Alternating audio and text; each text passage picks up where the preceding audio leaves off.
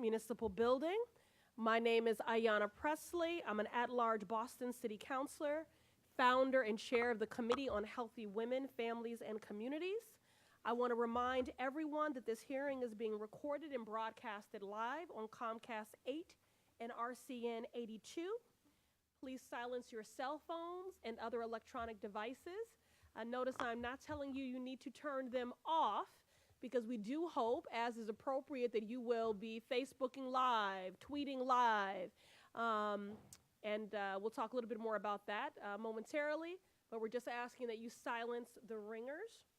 Today we are considering Docket 0820, Order for a Hearing to Discuss a Policy Reform in Public Education Project with the National Black Women's Justice Institute, NBWJI, and the Boston City Council.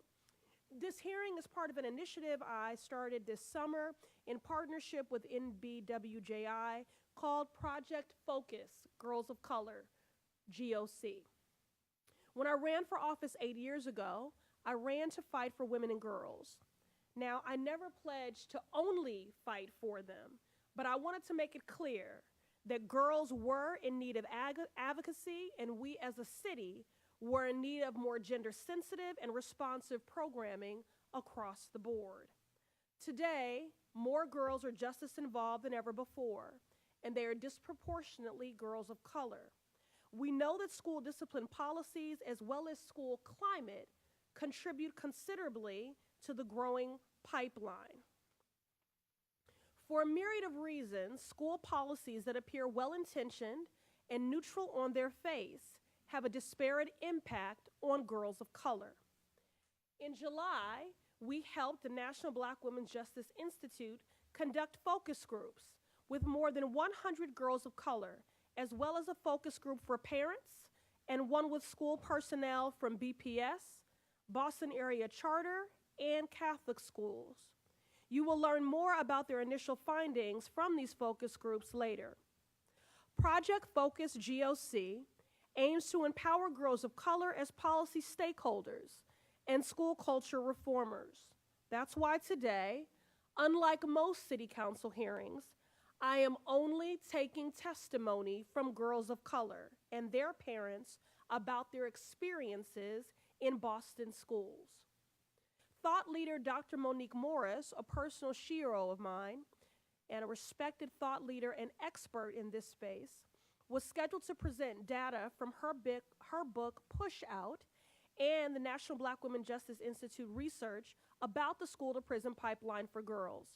Unfortunately, due to a medical family emergency, she cannot be here with us today. So let's send some strength and love and support her way. Dr. Morris has been incredibly generous with her time and her talents in this initiative and this endeavor. And I know that we'll continue to be intentional in this work beyond today. She really did want to be here. We are fortunate that she is represented today ably by her senior research policy fellow and a former intern of mine, Aisha Houston. I want to take a moment to acknowledge, thank, and appreciate the school officials who have joined us today to listen.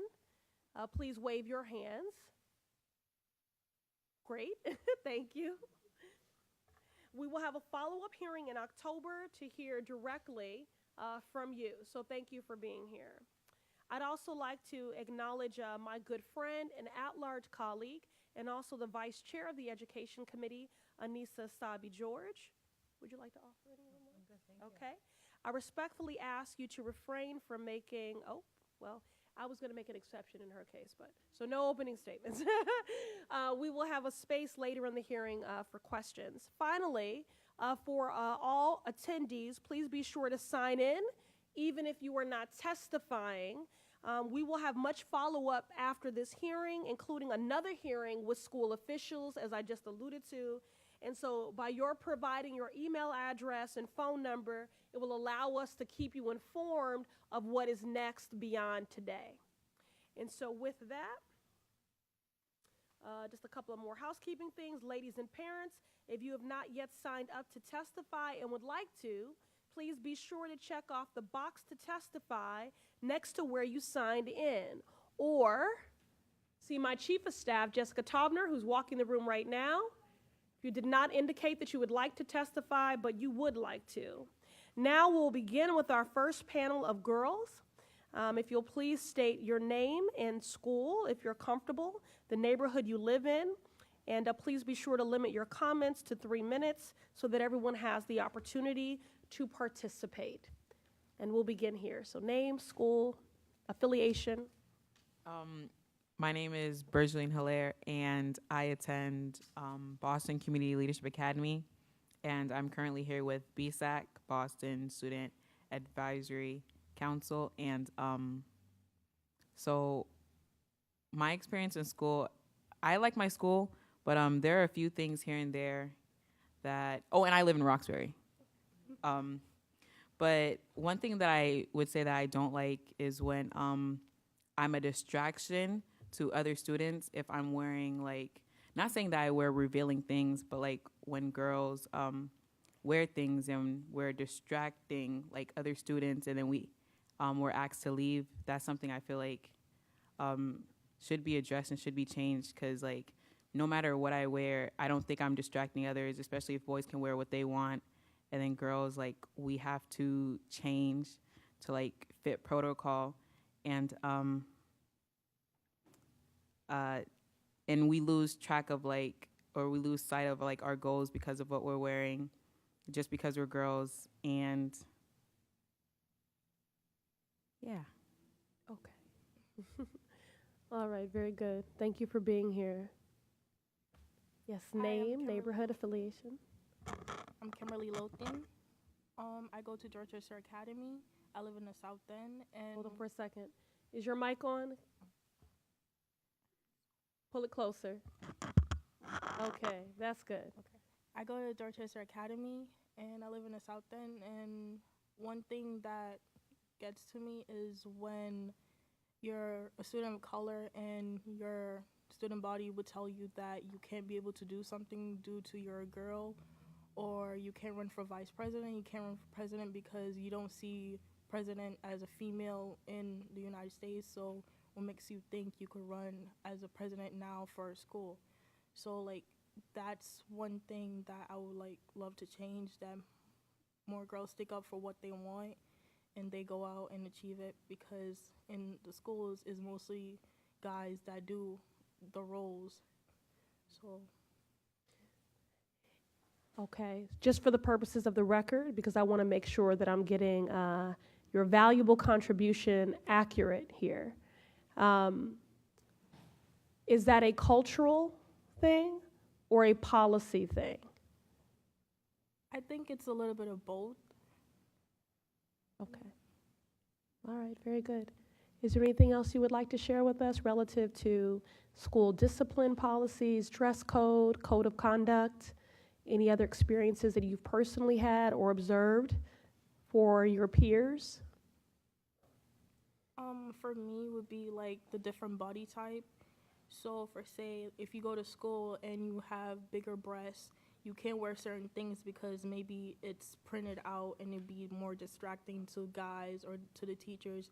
So they tell you can't wear this, you gotta wear a size bigger, or some clothes ain't valued to wear in school, when other people with like maybe smaller breasts or like smaller bodies could wear the same exact thing and it's fine with the school policy. Anything else? You concur is that we want that head nod is not recorded on the record. So Wait, are you asking if I agree? Yes, do you agree? Oh yeah, I definitely agree. I think that should be changed, because I just don't see, if I'm distracting you, then look away. But like anything that I'm doing, I feel like isn't distracting somebody else. Like if you're paying attention and not paying attention to me, then you shouldn't be distracted. But yes, I agree. And have you personally, or have you ever observed girls being disciplined or suspended or asked to leave the school based on what they were wearing? Yes. Yeah. It happened multiple times with me. But I just feel like, yeah, it's just not okay. Okay. All right. Well, thank you all for being a part of this important discussion. May I make a brief comment to the girls before they get up, just very quickly? So I see that you're both members of BSAC, of the Boston Student Advisory Council, and I just want to thank you for stepping up and doing that. When I was a high school student in Boston, I was a member of BSAC, and I think that your contribution to that group and how BSAC as a group contributes to the school climate and policy is really important. And please don't ever underestimate your contribution to that and the impact that you can have on the city as a whole.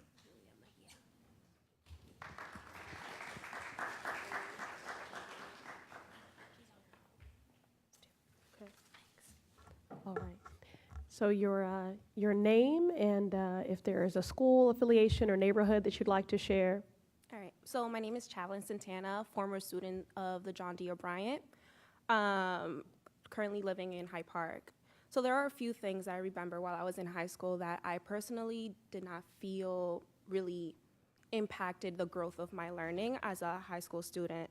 And one of the things that I would like to address is the curriculum. Pretty much that as a student, you feel that a lot of the work is busy work because teachers have to give out a 2-hour quota of homework per class for students. And a lot of the times it felt like busy work because it was like when you wanted to spend time with a professor outside of school, it's like either the principal or there was some administrative assignment that they had to do that kind of impeded that like relationship with the student or that extra time that they could give to the students because they had to address other things. And I also remember in OB, you know, they give a lot of work, like that's pretty much, they're known for that. But I would see my other classmates from different schools in Boston, and I remember that they would have like a worksheet of homework, and they were struggling to like complete that, or they didn't want, like that lack of motivation because there is the relationship between the professor and the student was lacking. There wasn't enough time to build that relationship in order to kind of inspire students to want to continue to pursue in their like education or to take it seriously. Me personally, like a personal testimony is that I had test-taking anxiety. I had an IEP plan. Well, I was going to, but because of the school and stuff like that, they were like, we really can't accommodate you, or it's not something that we can really accommodate. And an exam school is heavily, it has a lot of exams. It's like your grade is literally based on your exams. So for a student that sucks at taking exams and really just loved speaking out, loved doing projects, loved doing everything else, and like I excelled in my homework, participation, but yeah, when it came to exams, I flunked. And there you have my grades being publicized to other colleges, to other people, to my next professor, you know, saying that I'm a C student, and then you feel that your identity is based on that grade. And once you like have other factors weighing in on that, you know, you're a person of color, that you have an accent, that you're a female, you start believing like maybe I am just a C average student, or not the A student, the one that's gonna succeed. And that really does take a toll on you. And then later on, you start believing it, like the self-fulfilling prophecy. And it really does just affect the way you see things. And it really does depend on who's there for you, what kind of mentors do you have, and just allowing schools to be a place of allowing mentors, for example, I find to be very important.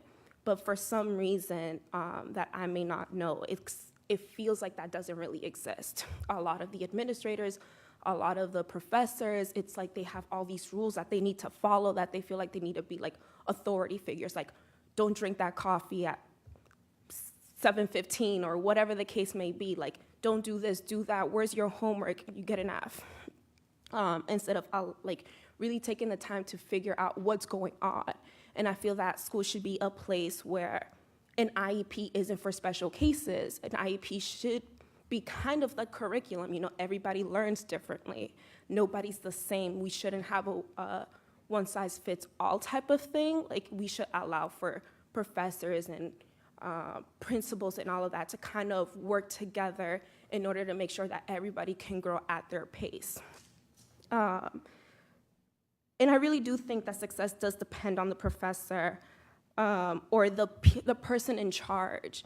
If you just have this disconnect, then whatever goes on at home, that's what's going to seem what's most important to you. So if either you're involved in gangs, I knew since when I was in middle school and I used to go to the Pilot in Dorchester, I knew people that were involved in gangs, that had guns, that were in traps, that would like smoke and all of these things that you would think that a 13, 14-year-old shouldn't be really thinking about. They should be thinking about taking their classes seriously.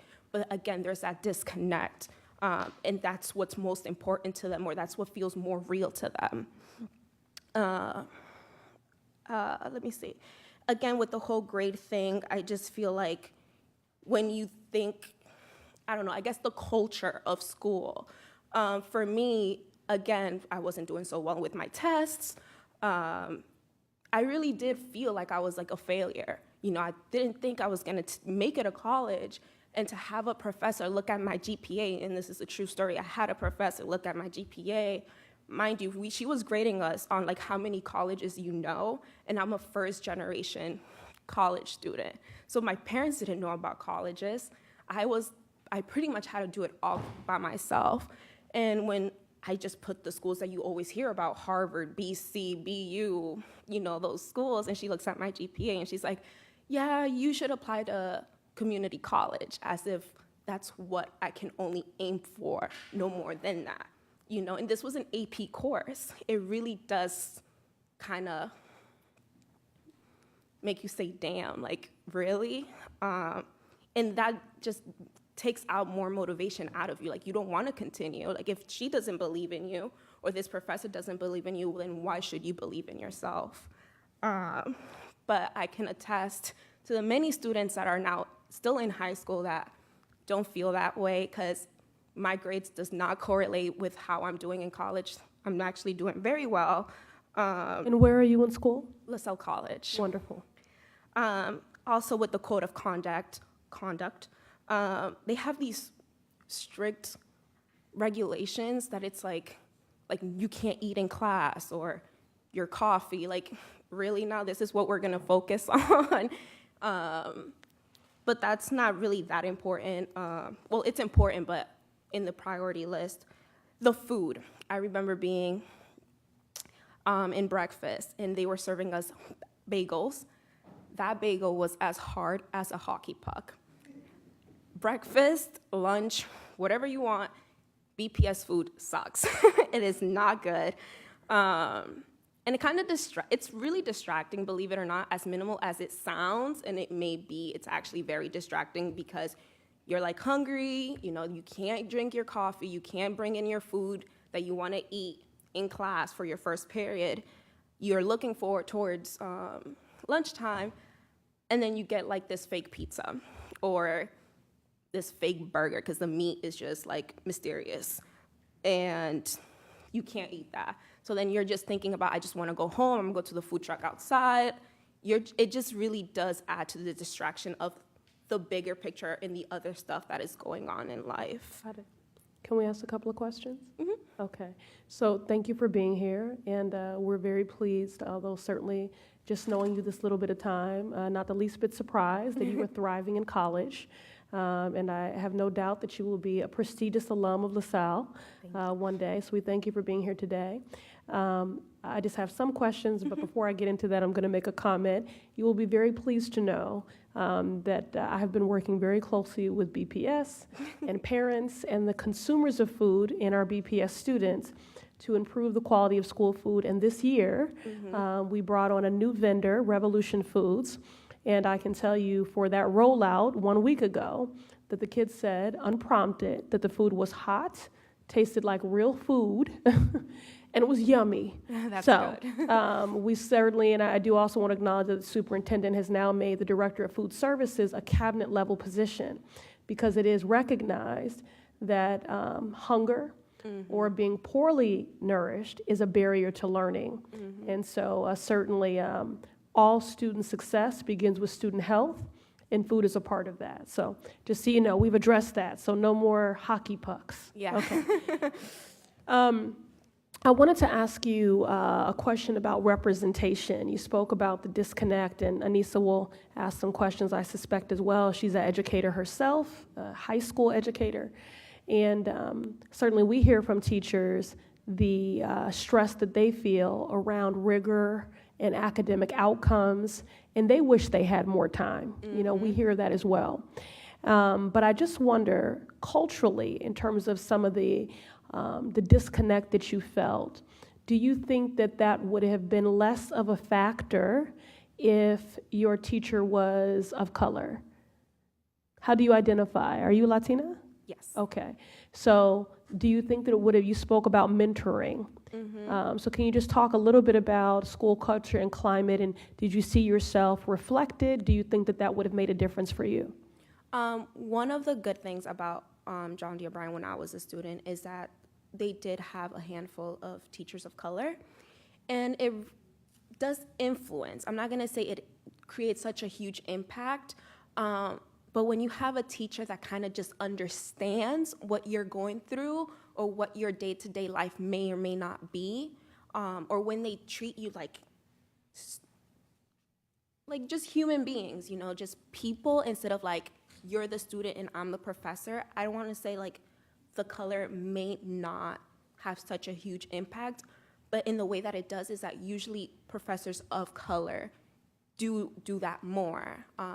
Professors of color, I have noticed that they really do, no matter the color of the student or race of the student, they really do put in a lot more effort, in my experience, because since they have gone through similar struggles, they want to make sure that the Excellent. students, yeah. And also, I never want to underestimate the power and the mentoring role that your peers can play Yeah. in creating and building a supportive community with people that are homogeneous, that come from a similar upbringing and that can relate. Do you find that Latinas, that girls of color were able to create that kind of community within your school?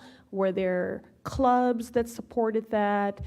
Did you all sit together at lunch? Were there ways in which you built informally your own community and supported each other? Definitely. You really do see people gravitate towards each other when it comes to like either their race or culture. But again, when you have a diverse community of all race, all cultures, no matter where, like just a diverse community, I feel like those kids, in my experience, tends to thrive more. They tend to be more resilient and more accepting of one another. Just like instead of just having like Black students here, Spanish people here, and white students here, when you actually see them come together, it's actually... That's what we want, so that's Yeah. great. My last question, you shared about being first generation and your parents not being as adept in sort of college preparedness and how to navigate that. And we hear about that a lot. Were there also language barriers for your parents? Were they? There still are a lot of Okay, language so barriers. would you translate everything that was coming from school or about the process, or you just kind of did your own thing? There were times where when I needed to get them involved, it wasn't just about translating language, but the context of it. Got it. And so were you ever made aware of resources that were available to your family, given those language and cultural barriers, that would support them in better supporting you? Were you ever made aware of anything like that? No, there were more programs like for me to, but on a side note, like there are different programs to help students individually, like become aware of those, but in my experience, those don't really do well. Okay. Yeah. Counselor Asabi George? Well, I want to congratulate you first on graduating from the O'Brien. I went to the O'Brien when it was Boston Tech, but where you went to school. So I always loved meeting OB kids because I was a tech kid. And just congratulate you on graduating, and congratulate you on your success in school. And what are you majoring in? Psychology. Very good. Yeah. We might have guessed that. We Maybe. need you at City Hall. Will you speak a little bit to your impressions of the code of conduct? Because you referenced the strictness of the code of conduct and how it really impacted your experience as a student. So I'm trying to remember. Here I kind of wrote, So there were certain rules that, again, it did depend on the administrator. So some administrator, like they kind of managed it in their own way on the level of strictness. But for example, like me, I like to snack on things, and it actually keeps me alert. Again, with the anxiety or at the moment, due to other circumstances, I was having like ADD symptoms. I needed a munch on things, and the fact that if a professor would be like, no, you need to throw that away, then I'm over here just upset instead of thinking about, okay, let me just focus on the lecture or on the course. Let me focus on this. I had a professor that would literally stop the class if there were like a group of students eating and just stop the whole class. I'm not even exaggerating, to like just address the issue, and we wouldn't even get past the do now. So it was, it's a distraction both ways. I understand that, but I feel like priority on certain issues should take in hand. The girls before me, they were talking about, attire, how a woman's body and then like the clothing. I do have recollection of like depending on your body shape, some students will get in more trouble than others. So if you were slimmer, you could get away with more things that if you had like more weight on you. I feel that it should just be like a uniform policy. It shouldn't just be, okay, sometimes here, sometimes there, but make it known to students and try to talk to the students so that they feel like they are like their voice is being counted. It's not like, hey, this is the rules. It's more like, hey, let's have a dialogue. What do you think about dress code, for example? Let's compromise on something. Even if you guys already have something in mind, just like allowing for that conversation to make sure that they feel like their voice counts. It does. That's why we're here today, so we can make sure beyond this. And again, we hope that everyone is signed in and provided us with email addresses and/or phone numbers so that we can keep you apprised of next steps. At the very least, we will be producing a report of recommendations that we will disseminate to the leadership in Boston schools to take these recommendations and reforms into account.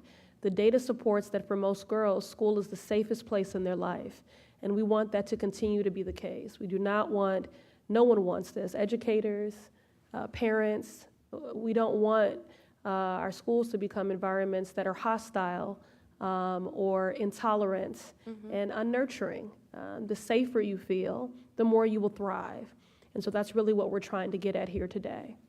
On that note, sorry, I would just like to add that I don't really think the issue relies on what you're wearing. And if schools really want to address the issue, they should talk more about what it means to just have a body, like the underlying issue, respect, or, hey, yeah, women have breasts, or, hey, men have certain features too. Like, it's normal.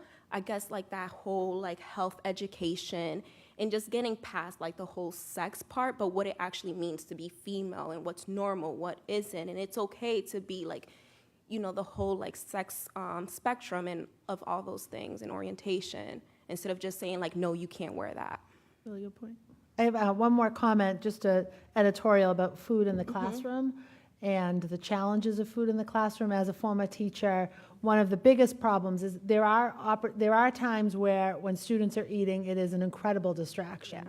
Yeah. But it's also sometimes a challenge when we think about rodents in our classroom, and that's one reason why many teachers prefer not to have food in the classroom. But as our district has longer days and our lunches become shorter. I was late because I was picking up my kids who are now an extended day, and they get in the car and the first thing, they're starving because there's been a lot of time between when they had lunch and when they're dismissed from school. So those are things that we need to address as a district, and how do we maintain a clean environment but allow kids to have appropriate snack, whether it's breakfast after the bell or snack in the afternoon in their classrooms.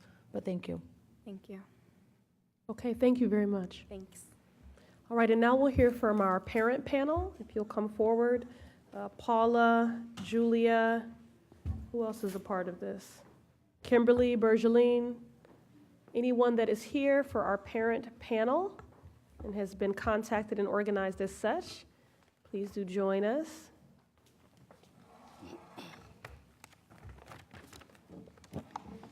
Good evening. Familiar faces, some of our most engaged parents. We are so grateful for your engagement and your leadership and the parents that you actively mobilize and educate and empower, and we are delighted to have you with us today.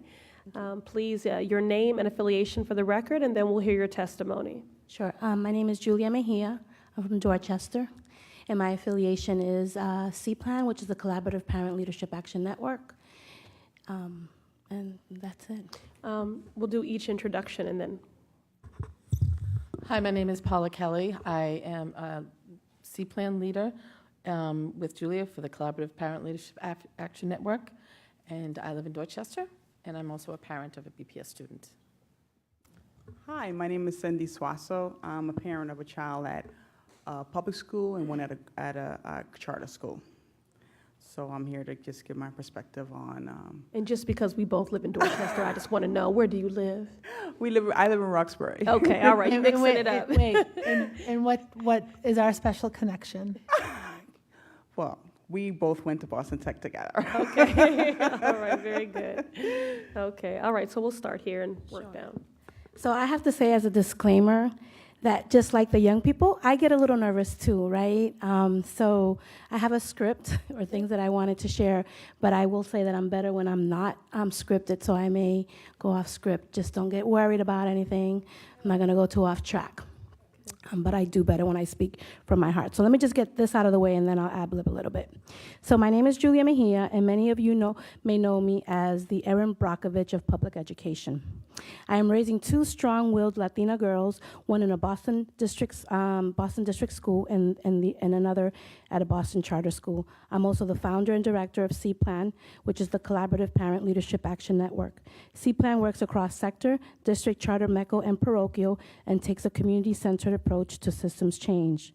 We bring elected officials, policymakers, and parents together to inform, influence, and inspire practices and policies to support our most vulnerable learners, which brings me here today.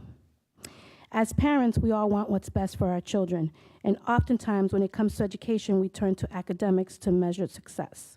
However, as C-Plan members continue to meet and exchange stories, we realize that the social and emotional well-being of our children was also at risk, particularly for students of color who bear the brunt of the trauma they carry to school every day, especially for girls of color who are also forced to leave their cultural roots, expression, and sense of self behind to accommodate Eurocentric ideologies. Girls of color also tend to physically mature a lot quicker than white girls, and their body's development looks different.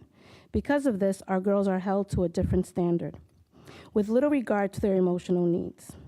Educators with the best intentions still lack the cultural competency and ability to engage our girls, and oftentimes label them as defiant when they're just trying to be expressive or have an opinion, and are even considered rude if they disagree. Girls of color are oftentimes silenced at home and at school. In my home, as a Latina, I was taught to be quiet. For me, school was the only place where I felt like I could be heard. But unfortunately, my experience in school and ability to be heard and speak up is not the same experience for my daughter and other girls of color today. Now our girls are forced into submission and suspended from minor forms of cultural expression. That is why I'm here today, on behalf of the countless mothers who are raising strong, confident Black and brown girls, to say, let's reflect and redesign how we discipline girls of color in school. We need policymakers to invest in more professional development to help educators build their capacity. We need practices that are rooted in creating safe and comfortable environments for our girls. Practices and policies that begin and end with doing what's right for girls. We need to acknowledge that when girls are pushed out of school, we increase their chances of unwanted pregnancies and decrease their chances to fulfill their true potential. And that's it. So I'll ad-lib unless you all have some questions. Is that you nervous? Yes. Okay, well, that was awesome. Okay, so I'm tempted to just and keep it moving. But that was very, very insightful and very eloquently synopsizes many of the experiences that we have heard both from students and for parents. So I thank you for your testimony. And I think we'll hear from everyone, and then we can go into questions. Okay. Thank you, and good evening, members of the Boston City Council. Thank you for this invitation to share my thoughts. My name is Paula Kelly, and I am an active parent leader with C-Plan, the Collaborative Parent Leader Action Network. I'm a white mother raising my biracial, white and black 12-year-old daughter in Dorchester. I also have an adult daughter who is white, and I raised her in Brighton. Both of my girls have been educated in Boston Public Schools. I have an uncommon experience as a parent. I raised my now adult white daughter, and now I am raising my biracial daughter who is only 12. I see and understand very personally the differences of how my two children have been treated and viewed in school. I see very clearly how their difference of experiences are based on the color of their skin and the schools they have attended. I am testifying here today out of concern for my youngest and all girls of color that I've seen treated unfairly in not just public schools, but in all sectors of education. My oldest daughter, Jenna, had a very nurturing experience at her elementary school in Brighton.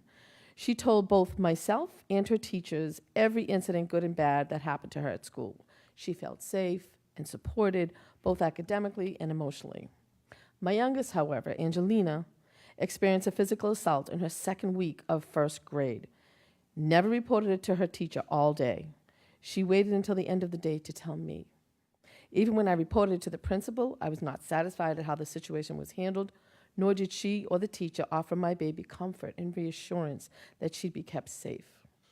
Since then, my Angelina has always been reluctant to report to teachers any incidents of bullying or teasing, as she has told me she feels it's useless because nothing will be done for her, or that the teachers often doubt when her or others report such incidents. Her teachers have always said to me she needs to be more assertive to get her academic and other needs met, but in my daughter's reality, her efforts in that area have gone ignored many times. I feel like she has not been allowed to feel nurtured or safe as her sister was years ago. Another incident was her second grade teacher, a white female, advising me at curriculum night that I put too many beads in Angelina's braids and that they were a noisy distraction. I told her that being a girl with African hair, I had Angelina's hair braided and adorned with beads as it's a traditional and cultural practice for females of color. With that, I warned the teacher to get used to it since all girls in her class were girls of color and that her comment was quite offensive. It is well known that many education institutions have unfair hair policies that are intolerant of beads they call noisy, natural afros they claim are too big, dreads, extensions, and hair coverings for both Muslim and non-Muslim girls of color. Those types of unfair policies are just plain racist, in my opinion. Let females of color wear what is traditional in their culture, as us white people are allowed to do.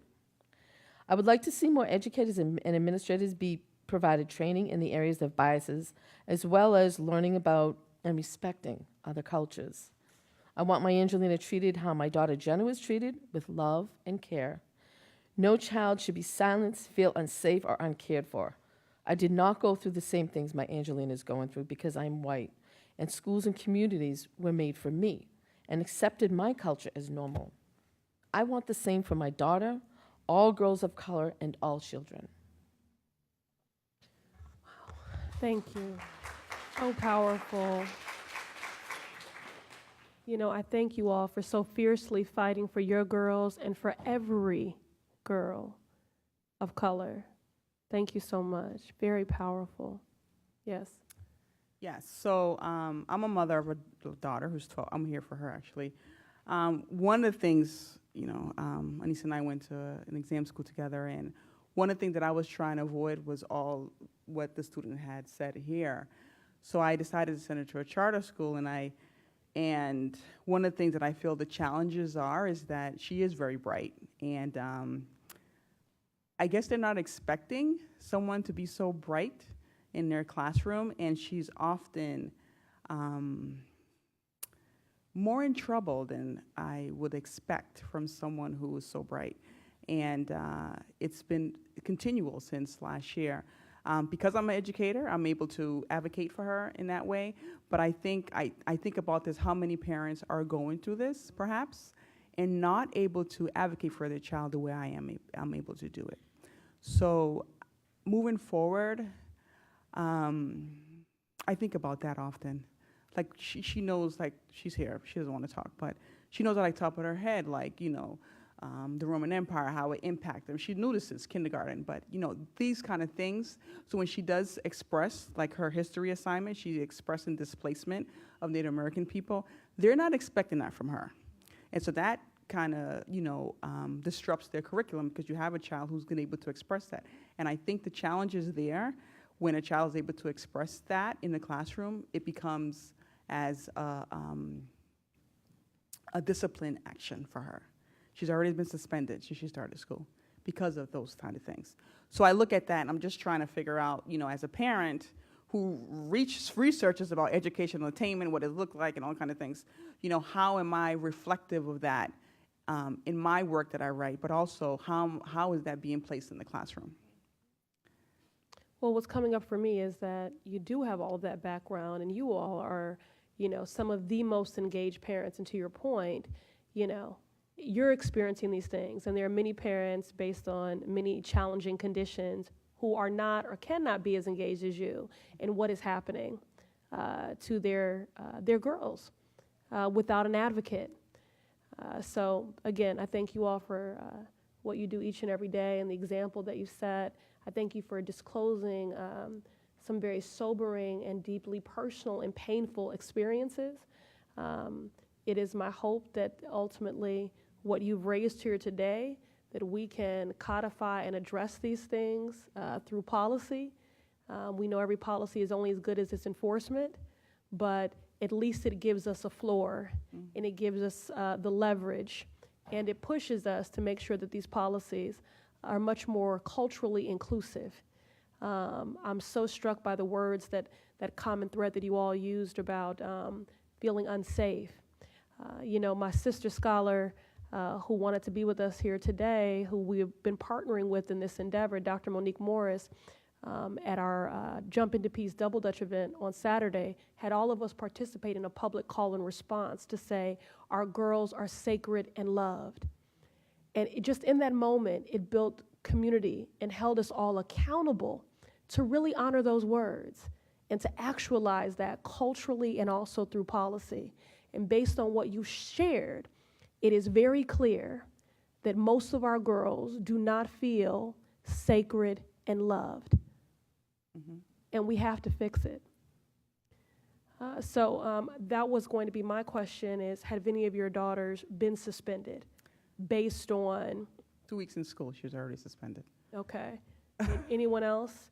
Any other disciplinary actions that you believe have been based on an alleged neutral policy but that had a disparate impact? In my experience, Angelina wasn't suspended, but she's gotten demerits and the certain levels of the discipline policy at her old school. She's starting a new school this year. A policy that I felt was very school-to-prison pipeline mentality. And there were infractions even for small things like picking up their pencil when they dropped it.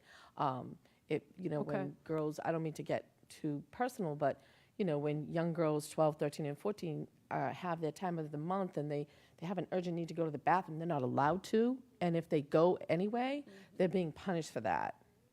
Well, research does indicate that, research does indicate that most children of color in general, when they have this the strict policy of what they consider conduct. And it has to do with a lot of cultural variances there. So if you have a school system that doesn't allow many teachers of color or administrators of color that do identify with the student, you do see that often. And just wanted to say that. Okay. Yeah, Yes. I just wanted to quickly say that my 7-year-old is very feisty, just like her mom. And whenever I get a call from her teacher about her particular behavior, I always ask, well, what can you have done differently? Because it always seems like the onus has to be on my daughter, when in actuality, you're not going to control her energy, right? So I just think that we need to look at that. And I think what I find to be really interesting, because we work with a lot of MECO families as well, is that in those environments, kids are allowed to be fully expressed, right? And in certain environments here in Boston, particularly in the charter sector, you always see there's some sense of like control, right? So we talk about safety, and you have to question whose safety are we thinking about? Is it the educator's safety or the children's safety when you're looking at the rules and policies that you have in place in terms of really like school culture? And I think that and also when we're looking at our district schools, there's a lot of work that needs to be done too, even the way the girls are able to fully express themselves and how they dress. It's automatically we have to do all of like the covering up. Well, I understand that that's important, but I think that there needs to be some education on the other side, because what messages are we sending to kids around the macho syndrome? Right, so at home we're always told how to be, particularly for Latinas, and then we go into schools, and we're also being told how to be. And then I think the other thing too that we need to look at is the cultural expectations of girls in particular around going to college. I was the first person in my family to graduate high school. I was making more money selling shoes than my mom was cleaning offices. Going to college was not even up for discussion, and nor did my educators while I was in school talk to me about that, because there was no expectation that I was going to go anywhere aside from Tom McCann's, right? So I think that those are the things that I still hear today and working with parents. The same things that I went through 20, 30 years ago are the same conversations that parents are having today. So I think that we really need to look at the cultural expectations and lack thereof for students, particularly girls. I appreciate you raising that, and it's probably the only time I have ever or will ever quote Ronald Reagan, and it is to say, he spoke about the bigotry of low expectations. And we know that that is very real as well. So I thank you all for raising that. Councilor Sabi George, did you have any questions for this esteemed panel? Sure. Well, I have two sort of comments. I think it was Paula that mentioned the school was asking your daughter to be more assertive. And I think that Ayana and I sometimes get criticized for being too assertive as women politicians. So I just sort of found some humor in that. Can I just clarify? Yeah, absolutely. Okay. When I would tell them, oh, my daughter's coming home reporting this, and that, they said, well, she needs to be more assertive with us and express her needs. I'm like, well, you're telling me this as a parent, but you're not practicing that in school. When she goes to raise her hand, you're like, oh, after class, and then after class you're out the door. You're not really there. You can tell me what you want me to hear, but you're not practicing what you're telling me with my child and her classmates in school. So I'm sorry I didn't clarify that. Okay. But for them to tell me your child needs to be more assertive, and I'm like, well, why let her be more assertive when you don't carry out what you promise parents?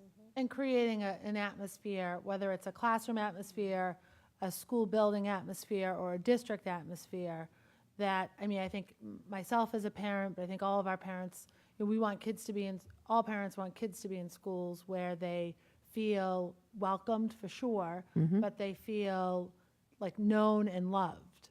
And I think that's when a child feels known and loved, he or she can learn. And I think that's just sort of that underlying current that I know that I desire for my own children. I am curious if you would be willing to share, and certainly if you don't want to, you don't have to. What was Angelina's old school? I'm sorry? Her prior school? Up Academy, Dorchester, and she just got transferred to Tech Boston Academy, where she's a lot happier.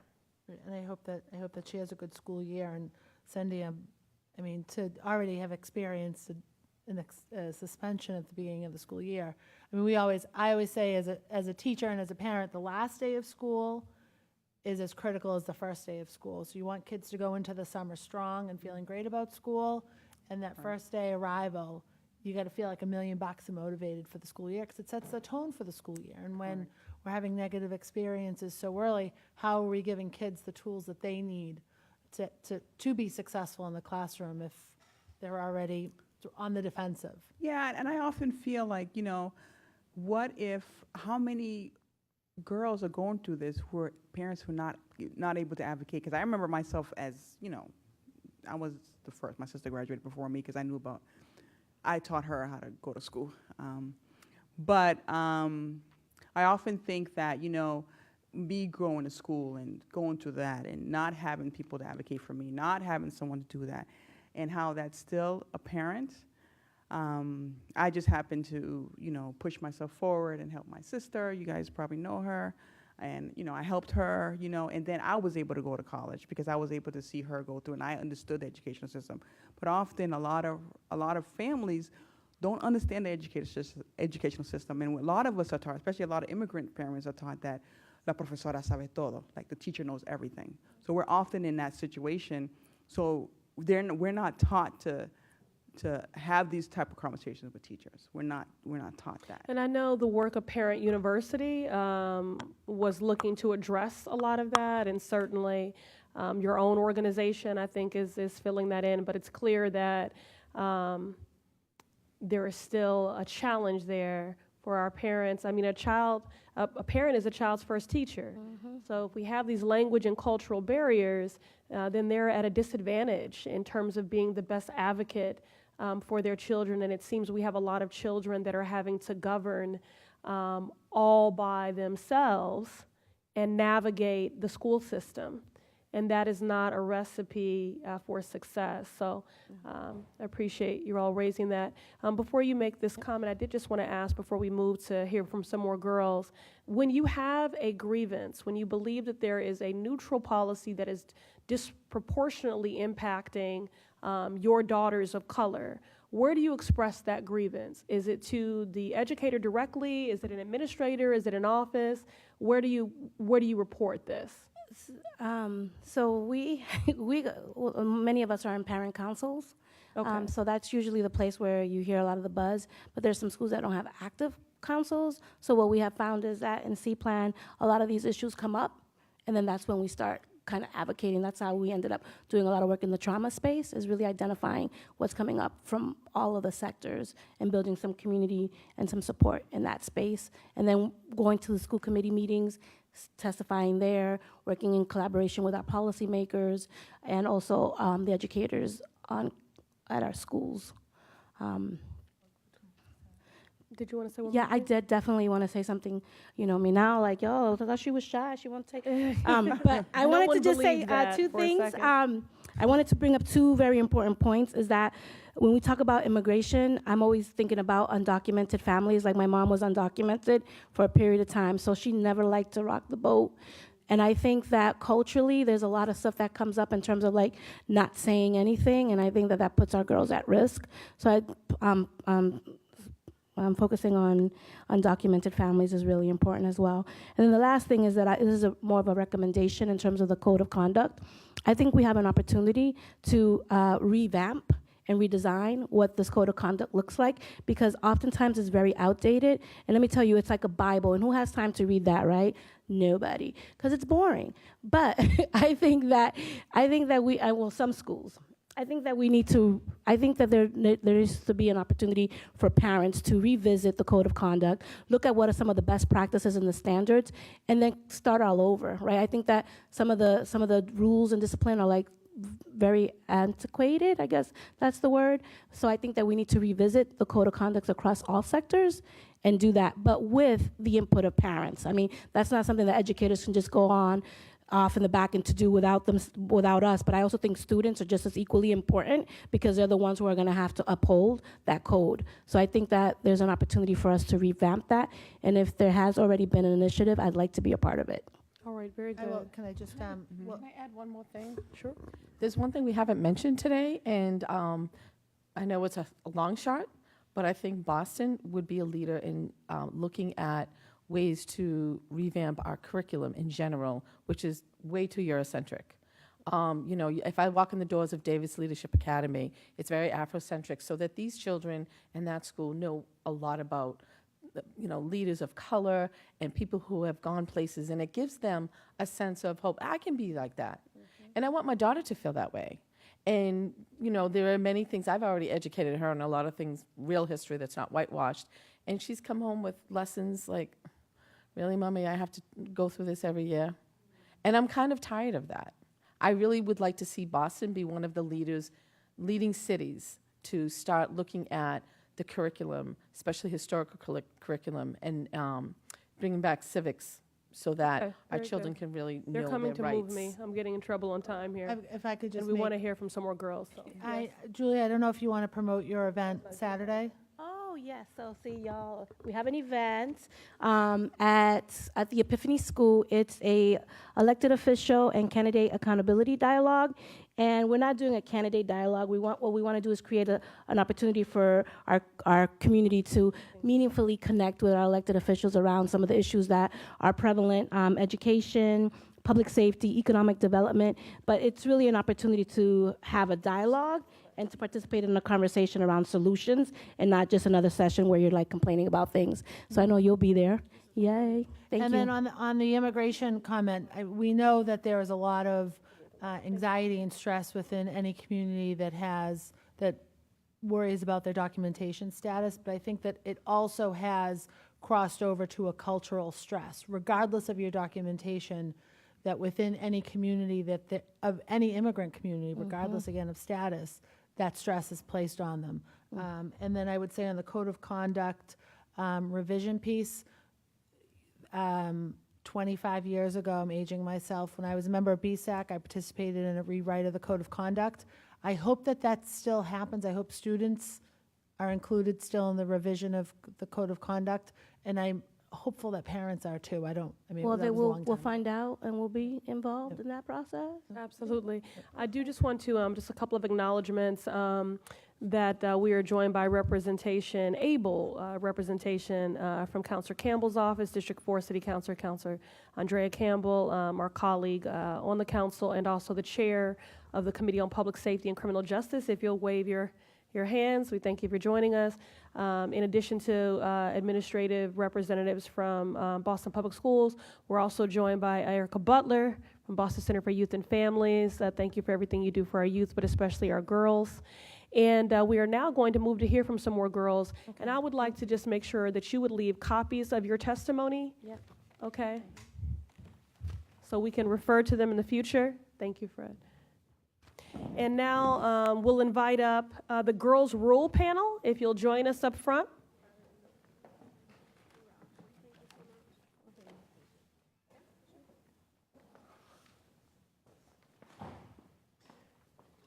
Okay, y'all can't be giggling already.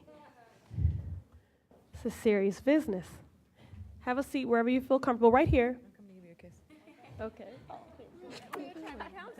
Oh, good, I'm good. I'm sorry. You don't just like, oh. No, I want to be. Okay, all right there. Okay. You were reading from that? No, this is good. You can ignore this. You get to read it. Go ahead. Okay. All right, so I don't know if you ladies, so girls rule, thank you for joining us. I agree, girls do rule. Girls rule and women rock, that's what I say. I don't know what order you guys want to go in, but if you will just provide, you want to sit there? Say, so just your name, what school you go to, the neighborhood you live in, okay? Okay. My name is Shakaya Davis-Sokowski. I go to Wheelock College. I'm a freshman. And I live in New Academy Estates in Roxbury. And I have been a member of Girls Roof for 3 years. Okay, great. So do you want to go ahead and give your testimony and then pass the mic? Sure. Okay, so let's do that. Take your time. You have the floor. Now see, you know why this is? Because our girls don't get the floor enough, okay? So take your time. Take your time. You are sacred and loved, and we all see you as leaders. And just say whatever is on your heart about your experience in Boston schools. Okay. I'm entering my freshman year. Priority to this year, I attended Codman Academy Charter Public School. And I believe that BPS schools don't prepare kids for college enough, and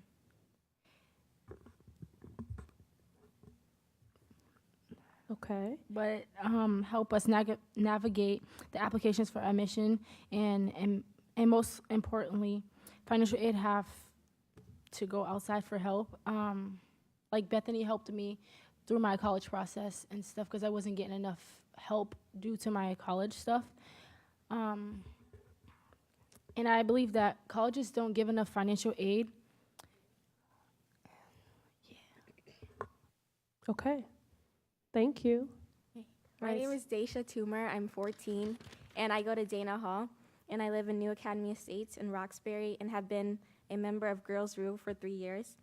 I used to attend a Boston public school and was not challenged enough, so as a result of that, I transferred to my school now, which is a private school, where they push their students to be the best. I believe that Boston public schools can do the same if the curriculum is changed to fit the needs of the students. Okay. Thank you. Who's next? My name is Makayla, and I live in New Academy Estates in Roxbury. And I don't go to a Boston school, but it's not fair that Metco schools have better school books plus facilities, and Boston public schools are not as challenging as schools in suburban districts. It's too bad I can't go to a school in my community. Okay. And for a final word. My name is Kishana Sumter. I'm 12, school, Curly K through A. I live in New Academy Estates in Roxbury, and I have been a member of Girls Rule for 3 years. And for Boston Public Schools, they don't give enough M7s for you to get everywhere. Well, they don't give enough M7s for you to travel there and back to school. They don't have enough teachers of my color and of colors.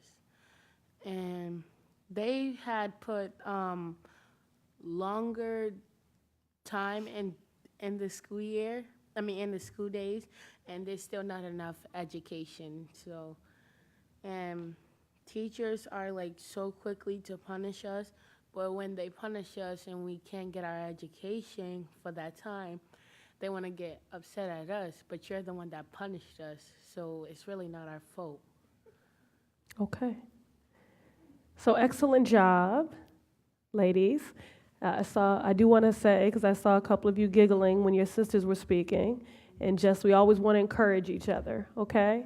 And you all did an excellent job, and I thank you for being here. I do want to give a shout out to Girls Rule for the supportive community that you've created, Bethany, and we thank you for establishing this effort, and I love seeing the leadership development and growth in the girls that participate.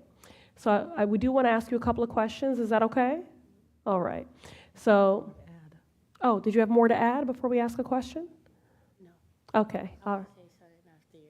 Okay. Could you tell me your name again?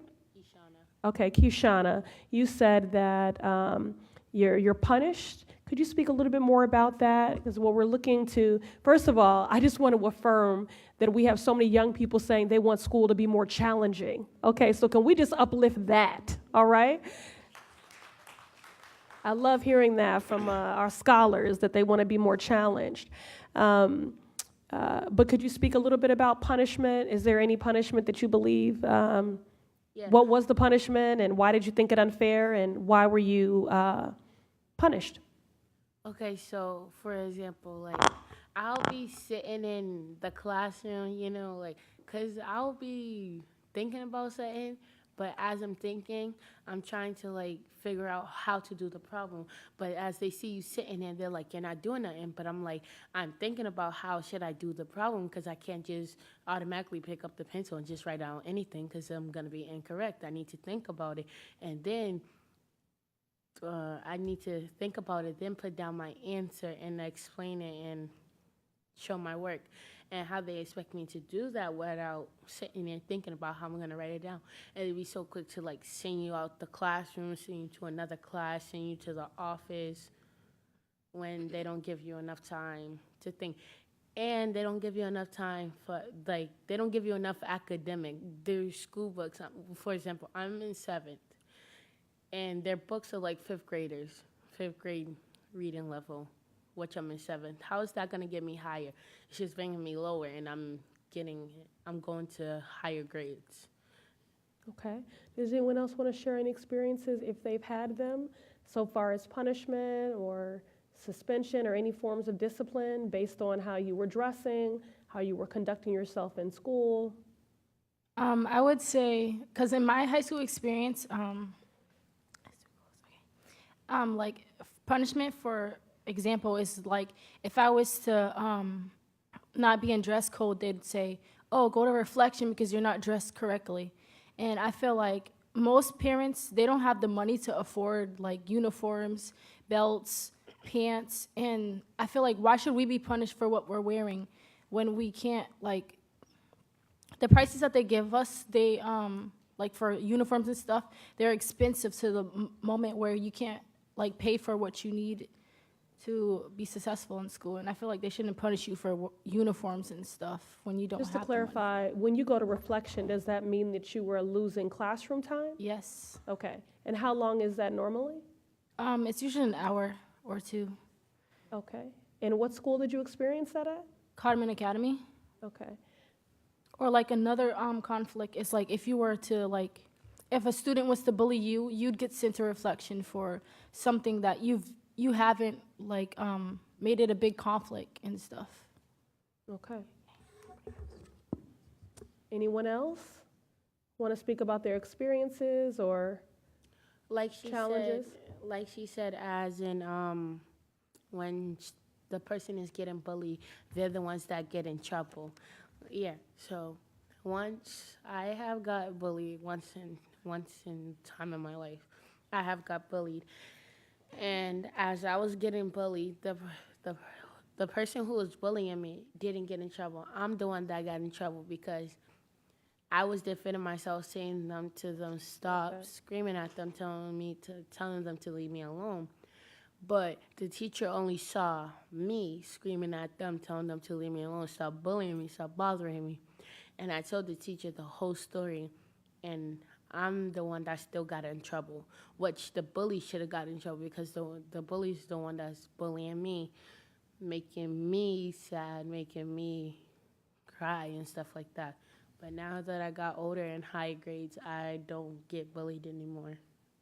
I'm mostly like friends with everybody. Great. I can see why. Just so that we're hearing both sides here, so we don't only want to hear about your challenges, we'd also like to hear in those times when you have felt safe and supported within your school community, what did that look like for you? For a moment, for a day, for a week, if you ever felt that way, what helped you feel that way? Was it a mentor? Was it a program? Was it a teacher that looked like you?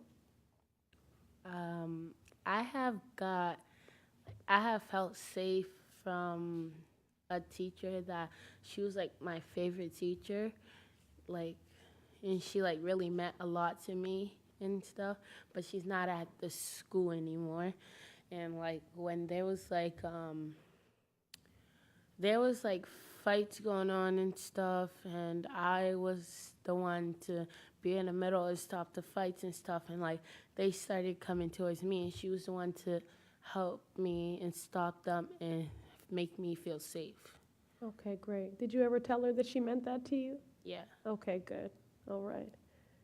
Anyone else want to share moments in your school experience where you have felt safe and supported and what that looked like, what that felt like?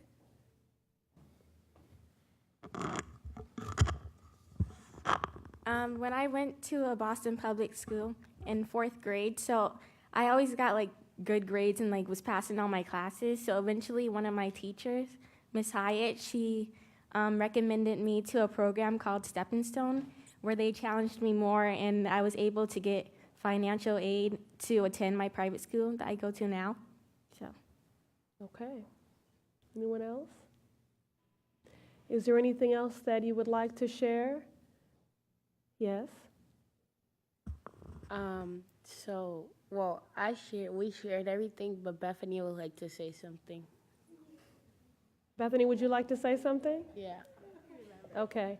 Well, you're a founder of Girls Rules, so you have every right to step up here. Or sit next to you. Okay. So just along the lines of discipline, So I am the co-founder of Girls Rule. Hi, everyone. But I'm also an attorney in the Boston Juvenile Court, and I represent indigent parents and young people. And I'm specifically just going to limit my comments to, oh, sorry, Kishana. The heavy influx of CRA petitions. Make sure you're on the mic, because we want this to be documented, okay? So this is really on behalf of like the large number of female clients that I have out of Boston Public Schools. So there's a very high influx of CRA petitions that are filed by BPS for habitual truant offenders. So typically, I think the statute is 9+ absences, or 8+ absences makes per semester renders you a child who requires assistance by way of being habitually truant. A lot of times, Boston Public Schools their absence and tardy policy. A certain amount of tardies is the equivalent to an absence, so that would trigger the statute. But also, the girls are late or missing school because of the M7, or because they can't afford a new pass, or the T schedule is off, or they're not used to riding the T because up until the 5th grade, they were on a school bus door to door practically. But what's happening is the girls are becoming far more comfortable with the criminal justice system because they go before a judge, nothing really happens, but they have to come and appear for court, leave school for a full day every 3 months for almost a year. So the legislature also requires that schools have a truancy program, and that box is checked before they file a petition.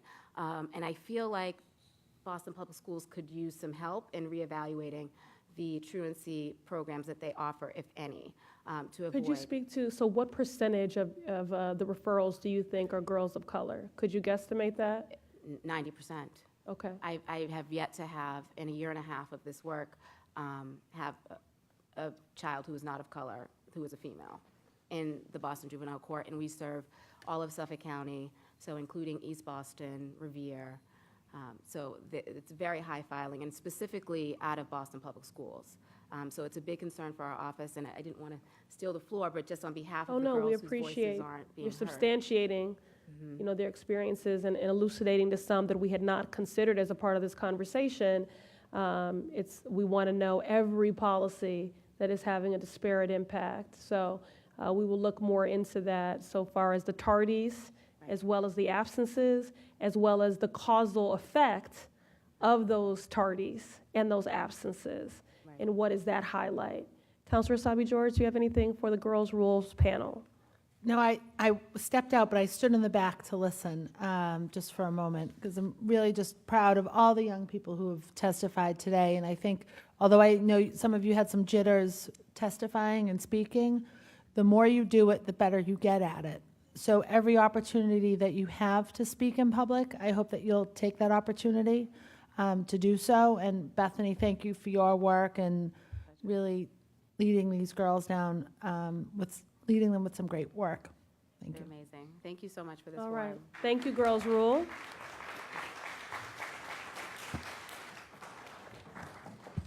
And now we'll hear from Layla and Matina.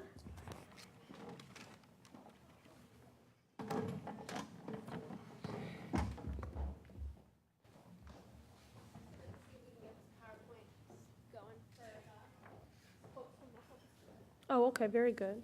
I have to use the restroom. I don't want to miss them. Thank you. One moment, ladies. Sorry, thank you. Professor Drew? Professor Drew?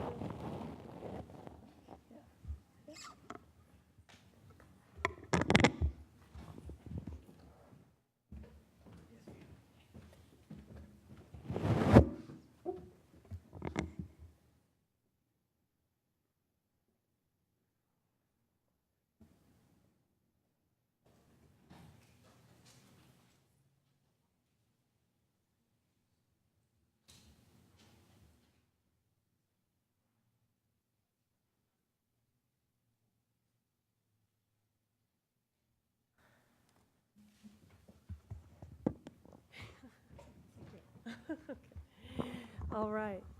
And so now we'll hear from Layla and Matina. Okay. Hi, my name is Matina, and I'm 16 years old. Okay. I was really Pull the mic prepared a to little bit come- closer Oh. to you. We want to capture and document every word here, okay? All right.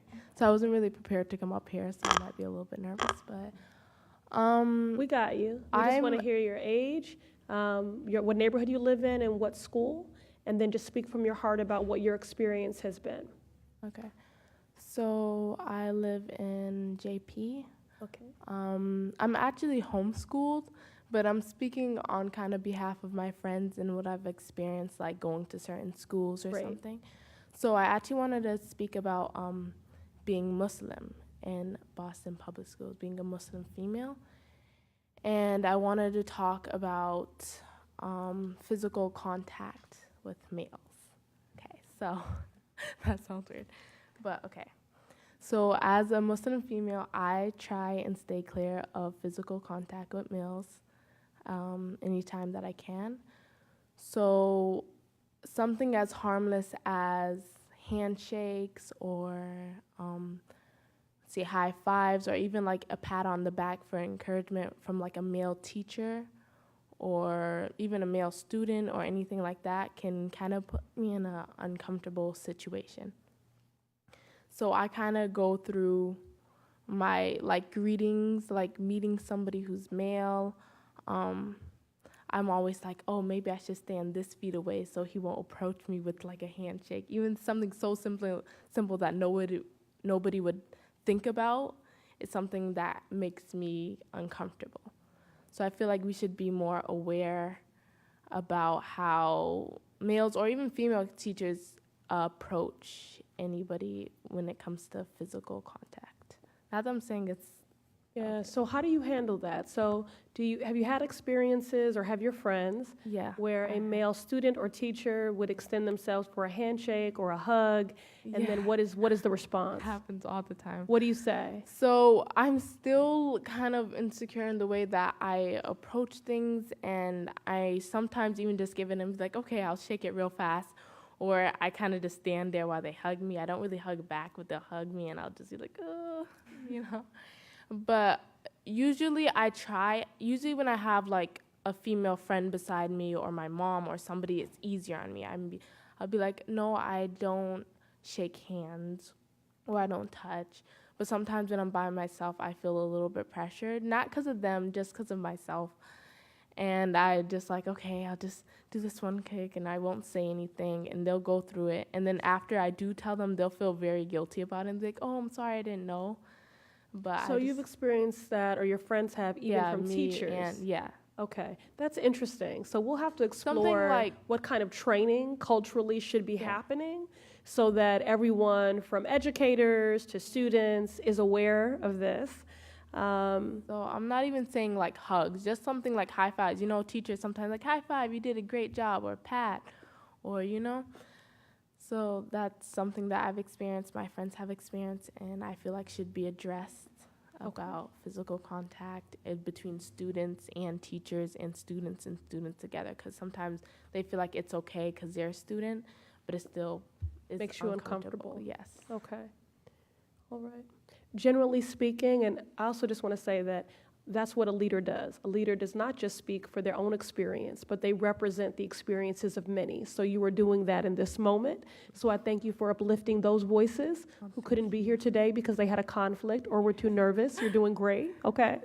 So I did want to ask, is it your experience that your friends that are in Boston schools, do they feel safe and supported wearing a headscarf or a hijab or being Muslim in Boston schools? What is their experience? So, actually, I'm glad you brought that up. Some of my friends, not all of them, but a couple of them I know feel very uncomfortable wearing their headscarf or hijab. Just because of other students, I know that some have, like I always hear from students like slide comments like behind me. They'll say something like, what if I just yank off her hijab? What do you think would happen? They never come to my face about it. They'll just like talk behind me, or my friends. got like comments or talking about stereotypes and terrorists this and all of that. So I know a couple of them that have been approached with that by people, other students. With teachers, I'm not necessarily, they've never talked to me about their experience with teachers, and I'm not completely sure since I'm homeschooled. But I know that some teachers can make students feel more comfortable by even just bringing up the discussion, or maybe not putting people on the spot so much as just informing other students about differences. Okay. Can you tell me, for your friends who have had instances where they have felt uncomfortable, harassed, or bullied, are these things that they typically report, or you just talk amongst yourselves? They don't. So they've never gone, to your reported knowledge, it. to a teacher, or Nope. and why is that, you think? I just don't feel like they think that it's something so big, just like, because it wasn't like they were like in their face about it, like, oh, da-da-da-da. They were just kind of on the side, and you kind of can hear them whispering about it. So it feels like I can't do anything about that. Like, it doesn't feel like it's something that is so a big enough issue to come forward to go talk to the principal about it. I just feel like, hey, this is just life. I just have to live it this way. And Counselor Sabi George, did you want to say anything about that? No, I'm okay. Thank you. yeah. Okay. I'll hear your testimony. Yeah. My name is Layla. I live in Roxbury. I'm 16 years old, and I attend Boston Latin School. So also as a Muslim African American student, I'm often seen as different than black because I'm Muslim, so obviously I can't be like a real black person. And so from that perspective, I have the eerie position of being told negative things about black girls, such as, oh yeah, they're loud, or they're noisy, or they're whatever. And so I think that those are largely cultural problems that we have, but I do think that there are certain policy things that could help to kind of change that culture, especially in like changing curriculum or talking more about issues such as like colorism or like school to prison pipeline or black excellence, anything like that. I feel like would really help to support that school culture. And I don't think those types of things should be left to students optional and extracurriculars, because then many won't take advantage of them, and then you have a whole segment of the population that's not being informed and that will still have biases and things like that against other people. And even like acknowledging cultural celebrations such as like Kwanzaa or Eid, just so that you kind of are learning more about other people. And it doesn't have to be a big thing, just to let people know. And then I also think that I'm fortunate enough to go to a school where I know that there are prayer spaces I could go to if I wanted to pray during school time. And I'm not sure if that's extended in other Boston public schools, but I think that it's something that should be. And I know at my school it's very simple, but it's very comforting to know that I can go in the room and there's rugs for me to pray, and it's just a small accommodation that makes a really big difference, I think. Okay. Anything else you'd like to add? No. Well, thank you both for sharing so much of yourself. It's very brave. You're going to help a lot of girls. And, we'll just continue to engage you in this process. This is the very beginning of a much longer conversation. And as long as you'll have us, we're going to continue to make you a part of it. So impressed with the excellence and intelligence and the thoughtfulness that has been demonstrated by all of our young women leaders today. So we're just all very proud of you. And, we wish for any moment that you have felt discomfort or alone, that we could take it all away in one swift action or one policy. But just know that we're working on it. Can I just add to it? Of course, I wasn't going to say anything. I'm Arabic, and I think that it's so wonderful when you share your stories, your histories, your religion, your customs. I think it's so important to continue to do. And like the girls, all the young people that have testified this evening, the more that you share your stories, the more I think the general public will appreciate your story. And I want to applaud you for doing that, because unfortunately there's a lot of pressure for you to do that. And I think that you two are wonderful spokespeople for Islam, but also just as young women. And I hope that you continue to speak out loud and share your stories and share your presence with us, because I feel a tremendous, just great beauty and great sense of a great soul and just a great presence here with us. So thank you for being here and sharing with us. And the last thing I will just say to that is that the other thing that's so important in this is that we know that no community is a monolith, and we say that as sort of an empty, obligatory response. No community is the same or thinks the same. But when you come here and we sort of are in this moment presented with the different shades of black, you know, there are many people that would define the immigrant experience as strictly Latino, that don't even acknowledge that there are many immigrants and black immigrants, right? And that there isn't just a one-dimensional narrative about what it means to be black. And it isn't just African American, you know? So you are educating and enlightening and elevating the consciousness of all of us, including the adults. So thank you. All right, thank you. Okay.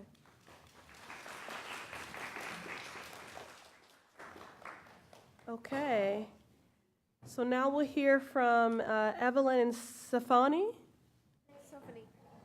Sophanie.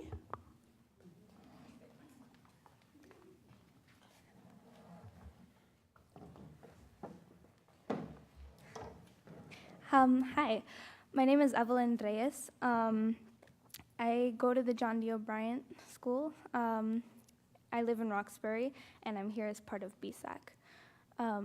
I would just like to point out before I go into my own personal story to the parents who were speaking earlier that BSAC is part of the Code of Conduct Advisory Council, and they have worked on the Code of Conduct. I think the last time they revised it was 2013, and there is a very readable version of it on the bostonstudentratesapp.org. And they should look into that. It can also be translated into Spanish, and they're working on other languages. Well, we thank you for your good work, and we'll take a closer look. Okay, thank you. So now your testimony, what you want to contribute to this discussion. Right. So last year at school, I experienced a violation of my personal space, and I was disturbed by it. And I went to report it. I, of course, was a bit emotionally distraught in the situation, and I reported it to my guidance counselor, who is a woman. And she listened to my story, and I called the event an assault on my personal space. And then she sort of laughed at me for that, for calling it an assault, and then in a condescending voice told me that she wouldn't go as far to call it that. And after this event, I was pulled out of class multiple times to just go over what had happened again, and I found that as unfair to me because I asked about the student that had done that to me, and they told me that he hadn't been pulled out of class. So I was losing class time for something that wasn't my fault, which that disturbed me a lot, and also left me very frustrated. I'm sorry, where are you in school? Huh? Where are you in school? At the John D. O'Brien. Okay. Yeah.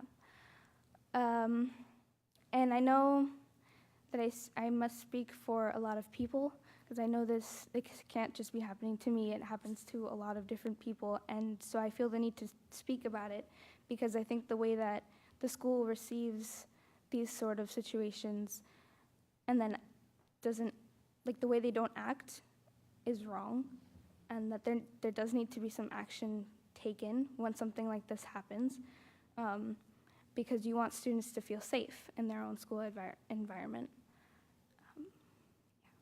Well, thank you for disclosing that here and for doing that in your school community. And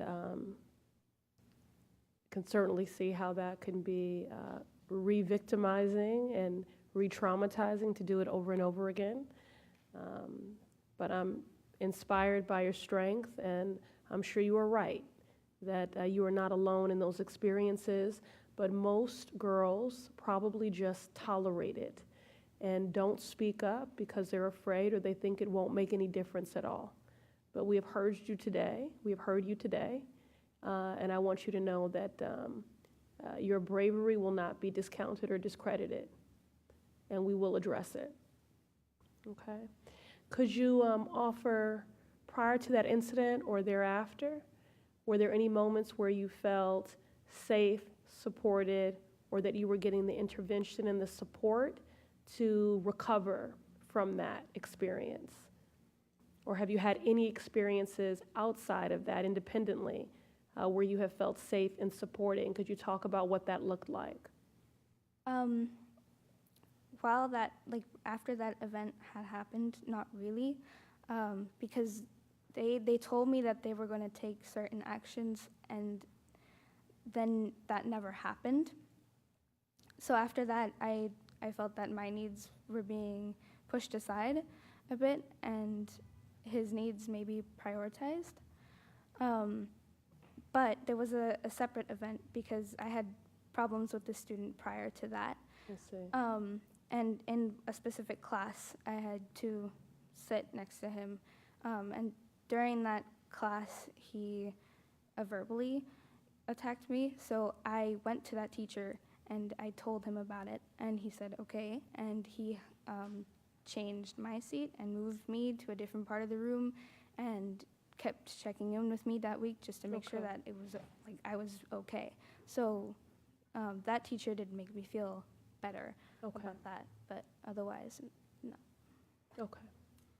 All right. Counselor Sabi George? Okay. All right, we'll hear your testimony. Hello. My name is Sophie Jean-Claude. You can say Sophie. You can say Sophie. I can relate to a lot of the struggles that were articulated today in many, many ways. But the way that I'm going to focus on and slightly mention is what I have learned as a community worker and an advocate, and a housing advocate as well. And I will also slightly mention my personal experience to complement that. I resonate with a lot of the experiences that a lot of the young women of color expressed today. My personal experience that I would like to bring to the table is alternative schooling. I was a troubled youth, and I still go through struggles now as an adult from that youth. And the school I was in was an alternative school where a lot of children from other areas would be shipped there. So it was kind of like a pot mixed of juvenile delinquents. So we got Boston, we got here, we got there. That is prison. I've looked into, slightly the alternative schooling policies. It's prehistoric in ways. There's metal detectors. You get your shoes searched on random days. Your book bag can't be around. Your phone and any monetary value over $20 gets held in the office. It's just crazy. But what I want to speak on, in addition to that, is what probably led a lot of us there, which is the lack of services around Boston public schooling, and schooling in general.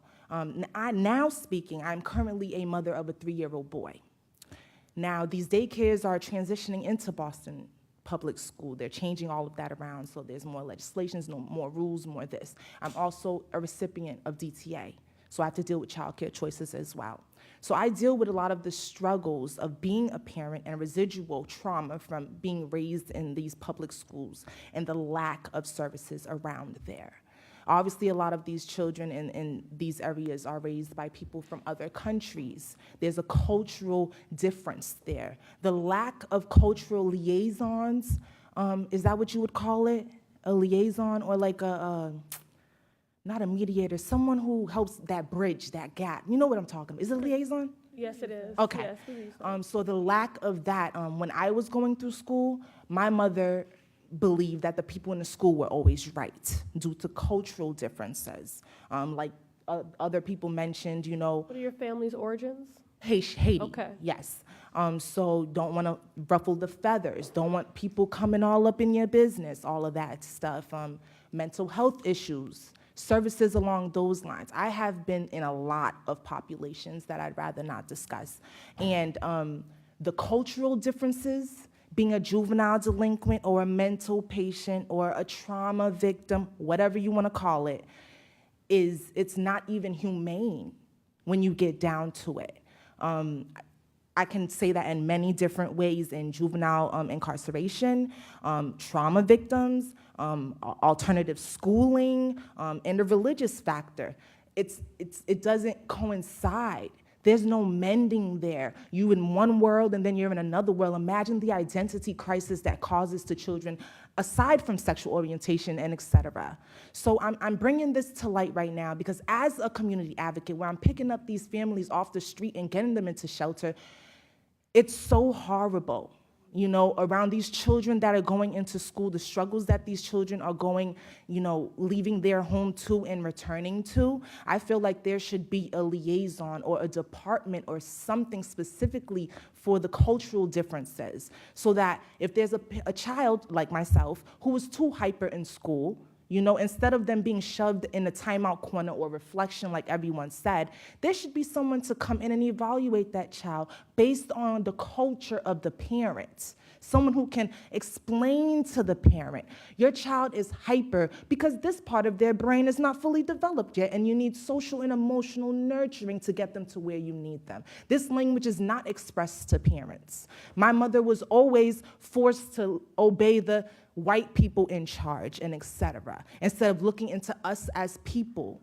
you know, that are raised from people from outside of the country or of color with different cultures into society, which I really don't think is a culture, it's like a robotic system. So all of that being said, I've been through the struggles, I've overcame the struggles. I currently live in the South End with my 3-year-old son and his father, my fiance. I've been through a lot of struggles, domestic violence, et cetera, so I know just about of every service around the public schooling as a child and as a parent. And I do want to mention something from experience. The daycare system, I'm trying to find professional words. It's detrimental to my mental health as a woman and a mother. I have to go outside and get outside parties to come and sit in my appointments with me to be addressed as a mother. I have to print out policies and procedures and bring it to these professionals. I'm young, I'm Black. Yeah, my child was out of wedlock, but I'm literate and I'm a person. And there should be policies and departments and people should be employed for this because this is a country based on immigrants. So how is there not a department to bridge that gap? Got it. You know, and the children caught in between that are children that are, you know, teased because they have an accent or because they're not conformed to the, you know, society or what other kids are wearing or what other kids are saying, something that I suffered from as well. Now, growing up, I suffered from a lot of self-esteem issues, which led me into incarceration, promiscuity, you name it. Now, if I had a guidance counselor who maybe had a translator who could speak to my mom, you know, and say, listen, she has some underlying emotional issues. Or maybe she just needs to be told she's pretty. Or maybe she needs a book, something, a professional something to these people who are scared to even call the school, you know? Imagine that fear. You can't even address something about your child because you're scared someone's gonna come in your house and say you're not raising them right. Your child got ADHD. Your child needs medication. Your child, you need to, now you have to put your kids on these meds and stuff like that. These are struggles I'm going through right now as a parent with my child. He's hyperactive. He has emotions because me and his father are both hyper people. So now I have to look at all the steps and regulations to help my child. All of them are steps to drugs. All of them lead to IEPs. All of them lead to my child being labeled as you know, cattle, doped up on pills. Nobody wants that for their kid. I want my child to be addressed with love. with nurture, with care, with spiritual, just cuddling, and discipline. I can't afford private school. I'm on welfare. I can't even afford to put myself through school. I can't even afford to go to school because I have to pay rent. So again, the supports around the children going to school, because the kid has to be fed by the parent at home. The kid is sleeping at home. The kid is speaking the language that is being spoken at home.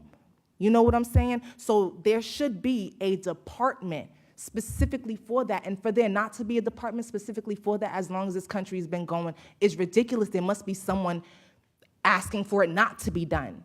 Someone must be in the back scene saying, I don't want this, So that's my testimony as a community worker, watching people run in the streets because they come into this country, even if their children are born in this country, they're kicked out of shelter because they don't understand English. There's no translator given to them. Kids missing school. The policies Miss Lady was talking about for the girls' rule, it's ridiculous. And it's telling us, you're black, go somewhere else. It's telling us, go sell drugs to take care of your kid because you're not respected here. You're not respected in this school.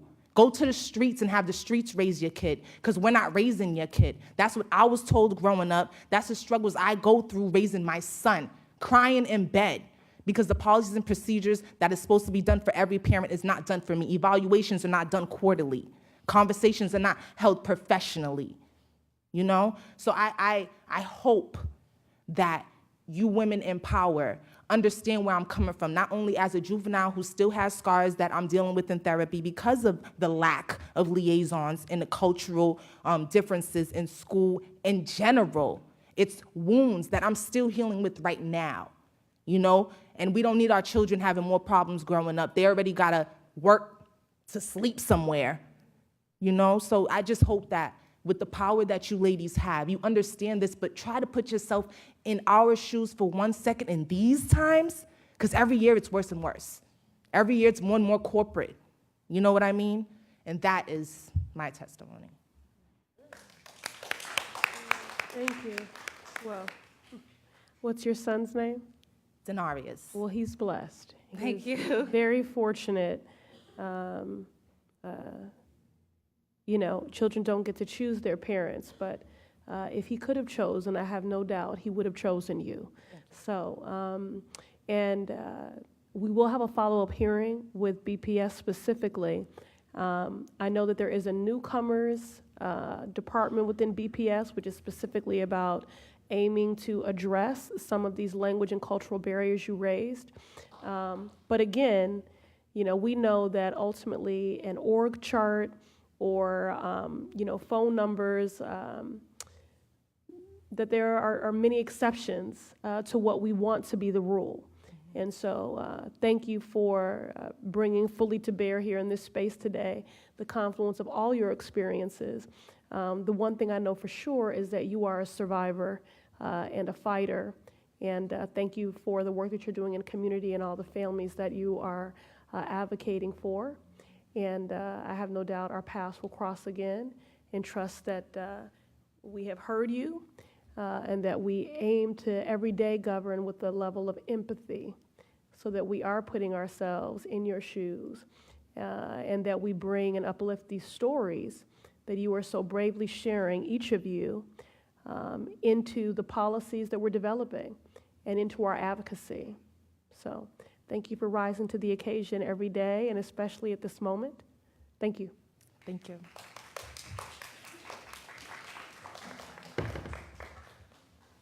This is it. We're going to close out. All right. Oh, okay. Oh, okay, great. All right, one more student. Great. It's all about you. Hi. Hello, Queen. My name is Agudi Swaso, and I'm 12, and I go to Roxbury Permission Hill. Okay. I feel like I'm not safe in that school at all because, how people treat each other, and they be even talking about gangs and guns, and I don't really feel like safe at all, and sometimes like the boys are sexist because like one time in 6th grade, and in 5th grade this girl, so in 6th grade I said, oh, because like we're about to do this play but we didn't actually do it, and I said, oh, I want to be Joker, and after that this guy said, no, you're a girl, you're not supposed to be. After that I'm like, you're sexist, dude. And then in 5th grade, this teacher, her name was Miss Daughtry, and she doesn't go to this school no more. She asked us like, oh, like judge someone and like predict what they do. And this girl just came up, like this girl and the boy, and after that, this other girl came up like guessing. And this girl said, oh, this guy played 2K, and this other girl played with Barbie dolls, and everybody just started laughing. And yeah, what else? Oh yeah, the food. So the food is like jail food, okay? Like, it's disgusting. I literally have to bring my own food. And what else? What else? You covered a lot, and I do also just want to say that when you said to the young man in your class, dude, you're sexist, we all laughed, not because what you were offering was funny, but because we can all relate. So we say things like that on a regular basis ourselves. So thank you for being here today. And when this woman was sitting right here, when I was younger, I was stuck in Honduras with my mom and my brother because my mom bank got locked and she had to work very hard for it. It took her very much, and after that, when we came back to Honduras, I was like so happy because I get to see my father again, and yeah, like it was. I guess like I didn't understand at the moment, but I guess when I look back now, yeah, my mom was working very hard. And when she came back, everybody was surprised because she was like skinny. And I'm like, wow, why is she skinny? And I'm like, okay, yeah, I'm just young. And yeah, so okay. Yeah, that's my life. That's your life. Okay. Well, thank you for sharing a bit of your life and some of your time with us this evening. And if there's no more public testimony, we're going to turn it over to, oh, there's one more? Oh, Andrea, did you want to testify? Oh, okay. Oh, okay, Andrea. Thank you so much, sweetie. Okay, Andrea, we'd love to hear from you. Oh, thank you. Thank you, counselors, for this incredibly important opportunity coming into the community and addressing this project and the focus. And I know Ms. Morris's work is incredible, not just here, but across the country, and for you to understand the importance of engaging somebody with her expertise on the issues of Black girls is incredible, and I want to say thank you to both of you. My name is Andrea James. I'm from Families for Justice as Healing here in Boston, and also from the National Council for Incarcerated and Formerly Incarcerated Women and Girls. I apologize for missing the first 40 minutes or so of this important hearing, so I apologize again if I'm bringing up an issue that has already been touched upon. But I did not want to leave today without bringing in the voices of the sisters who are sitting on a prison bunk right now. Their concern for their children, particularly their daughters. As a former criminal defense attorney, I understand, having represented many of the women that I'm speaking about, but also representing their children, and also having been an incarcerated woman, I know firsthand that inside of our prisons here in the Commonwealth and across the country, we have women who are desperate to understand that people like yourselves care about the well-being of their children, particularly their daughters.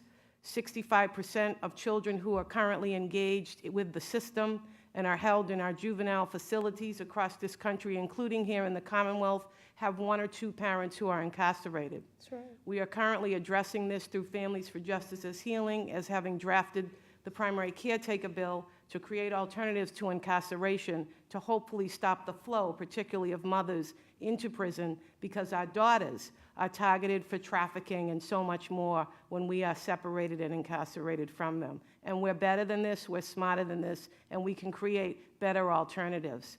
And so lastly, I just want to close out by saying we also know from the work and the research that we're doing and the voices that we're hearing from incarcerated girls that most of their trauma begins in school.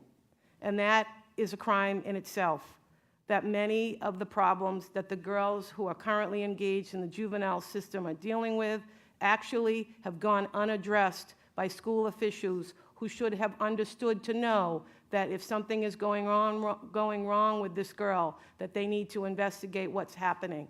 Many times, counselors, it's because their mom is incarcerated. And so if we could find some way to create a policy within the Boston Public School System and across the Commonwealth that causes us to take a pause, particularly with our daughters, and to find out, is there a parent that is incarcerated? Is there somebody in that household that incarceration is affecting the lives of those children? It is prevalent. African Americans in the city, in the Commonwealth, make up 7% of our population. We have 49% of the incarceration population. This is an issue that immediately affects us. So I thank you for this opportunity to bring the voices of the women and the incarcerated girls into this conversation, and please help us to create some way of focusing and giving support, particularly to the girls who are in school, who have mothers who are incarcerated. Thank you. Andrea, thank you for being here, and you uplifted our good sister for her national impact and footprint. We hold you in the same space and regard. You have been fearless and vigilant, and we just thank you for your labor of love. And to your point about our youth and our girls in particular with incarcerated caregivers, this is the work of C-Plan and myself and so many others with our working with Boston Public Schools for them to all be trauma sensitive and trauma informed. And to your point about asking that question, the goal ultimately, if we get this right, is if a child has shut down or is being disruptive, that they will not be asked, what is wrong with you? They'll be asked, what happened to you? Yes. You know, that is the goal. Before you go, I just wanted to ask if you know offhand, and if not, work with us offline, and we'll use our platforms to educate and mobilize people around the legislation. But do you know who the House and Senate sponsors are? Is Certainly. there a bill number you can share? Certainly. The Senate sponsor is Senator Brownsberger. The House sponsor is Russell Holmes. 770 is the Senate bill, and the House bill is about to be merged with the Senate bill. Senate bill is the one that we're following right now. Okay. And that it has over 80 public health professionals across the Commonwealth, including the Boston Public Health Commission, is standing solidly behind this bill. And the title is Alternatives? Primary Caretaker Bill, Community Alternatives to Incarceration for Primary Caretakers of Dependent Children. It does not disrupt anything procedurally. As a former criminal defense attorney, I know the importance of that. It causes the court to take a pause, counselors, just to make the determination. Who else is this person in front of the court attached to, and how will incarcerating this individual affect that household? That's all it does. Great. Thank you so much. Thank you, counselor. Thank you, Andrea.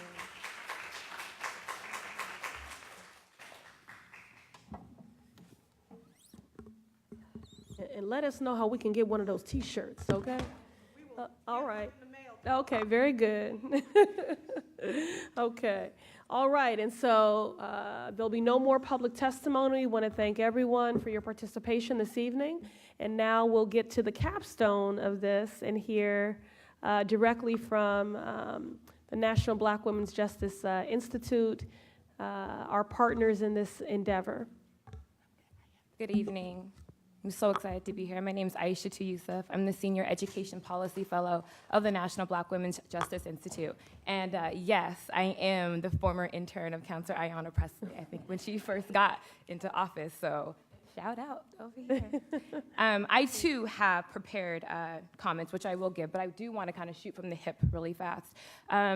What's been very clear for me sitting here and sitting behind everyone is the reason we do qualitative research, the reason we speak to young people and to adults that are in impacted communities are because their voices are too often left out.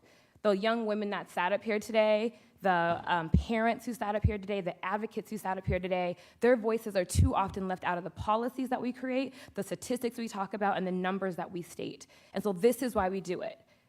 This is nerve-wracking, right? This is very nerve-wracking. It's not easy. And I do this, right? I do this. And it's not easy ever to get up here and speak. So the reason we do qualitative research and focus grouping is so for the girls who can't get up here and speak, who are too nervous to get up here and speak, also have a voice. Like, let's be clear, Councilor Presley, you congratulated the youth groups that brought their young people because they're part of youth groups. They're part of other groups that bring them and cultivate their leadership. We spoke to girls who are in no youth group. We spoke to girls whose parents are immigrants, who were scared to even speak to us. And those are the girls whose voices never get to the table, never make our reports, never get into our data. And that's why we do focus group qualitative research and have conversations that bring their voices to the table because of what we've seen here. The last thing I'll say before I get to my actual comments is I know they're gone now, but we also had some boys in the room.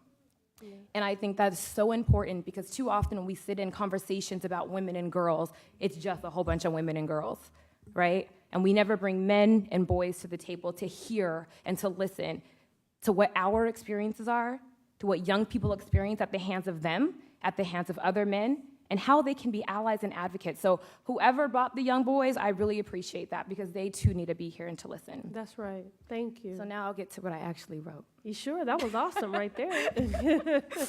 So also a note to the remarks I'm making are specifically to the focus groups that we did in partnership with Councilor Presley. So throughout my remarks, I will be giving direct quotes from the girls that I spoke with. So you'll hear the mix of that kind of within these particular remarks. My school actually did something. After it all happened, they gathered a bunch of us black kids. We sat down, all the administration, all the teachers, all the faculty, the janitors. We sat down in the auditorium and we led the conversation. They asked us how we felt. We told them what we needed and what we expected from them. They told us what they needed and expected from us. And they listened. They actually listened. And like after the meeting, like you could just tell there was a shift in the change in our classroom. There are more understanding. I think the student-led conversation was so beneficial because oftentimes the teachers just don't understand.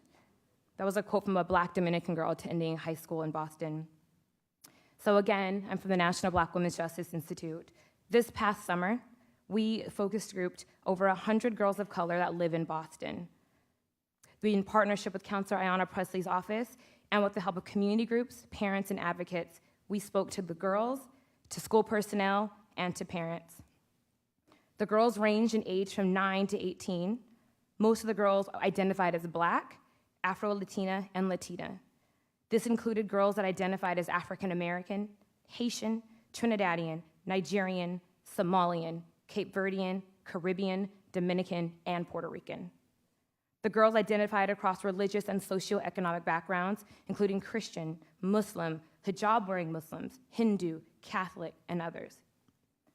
Most of the girls we spoke to attended Boston public and charter schools. Some of the girls also were a part of the METCO program, and others attended private and religious institutions.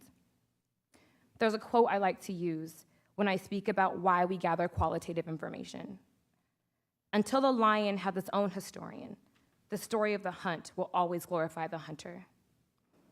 My colleague Misha, who will go right after me, will share with you some Boston-specific data. However, the percentages and statistics may be new information, but the knowledge of disparities for our Black and brown children is not new.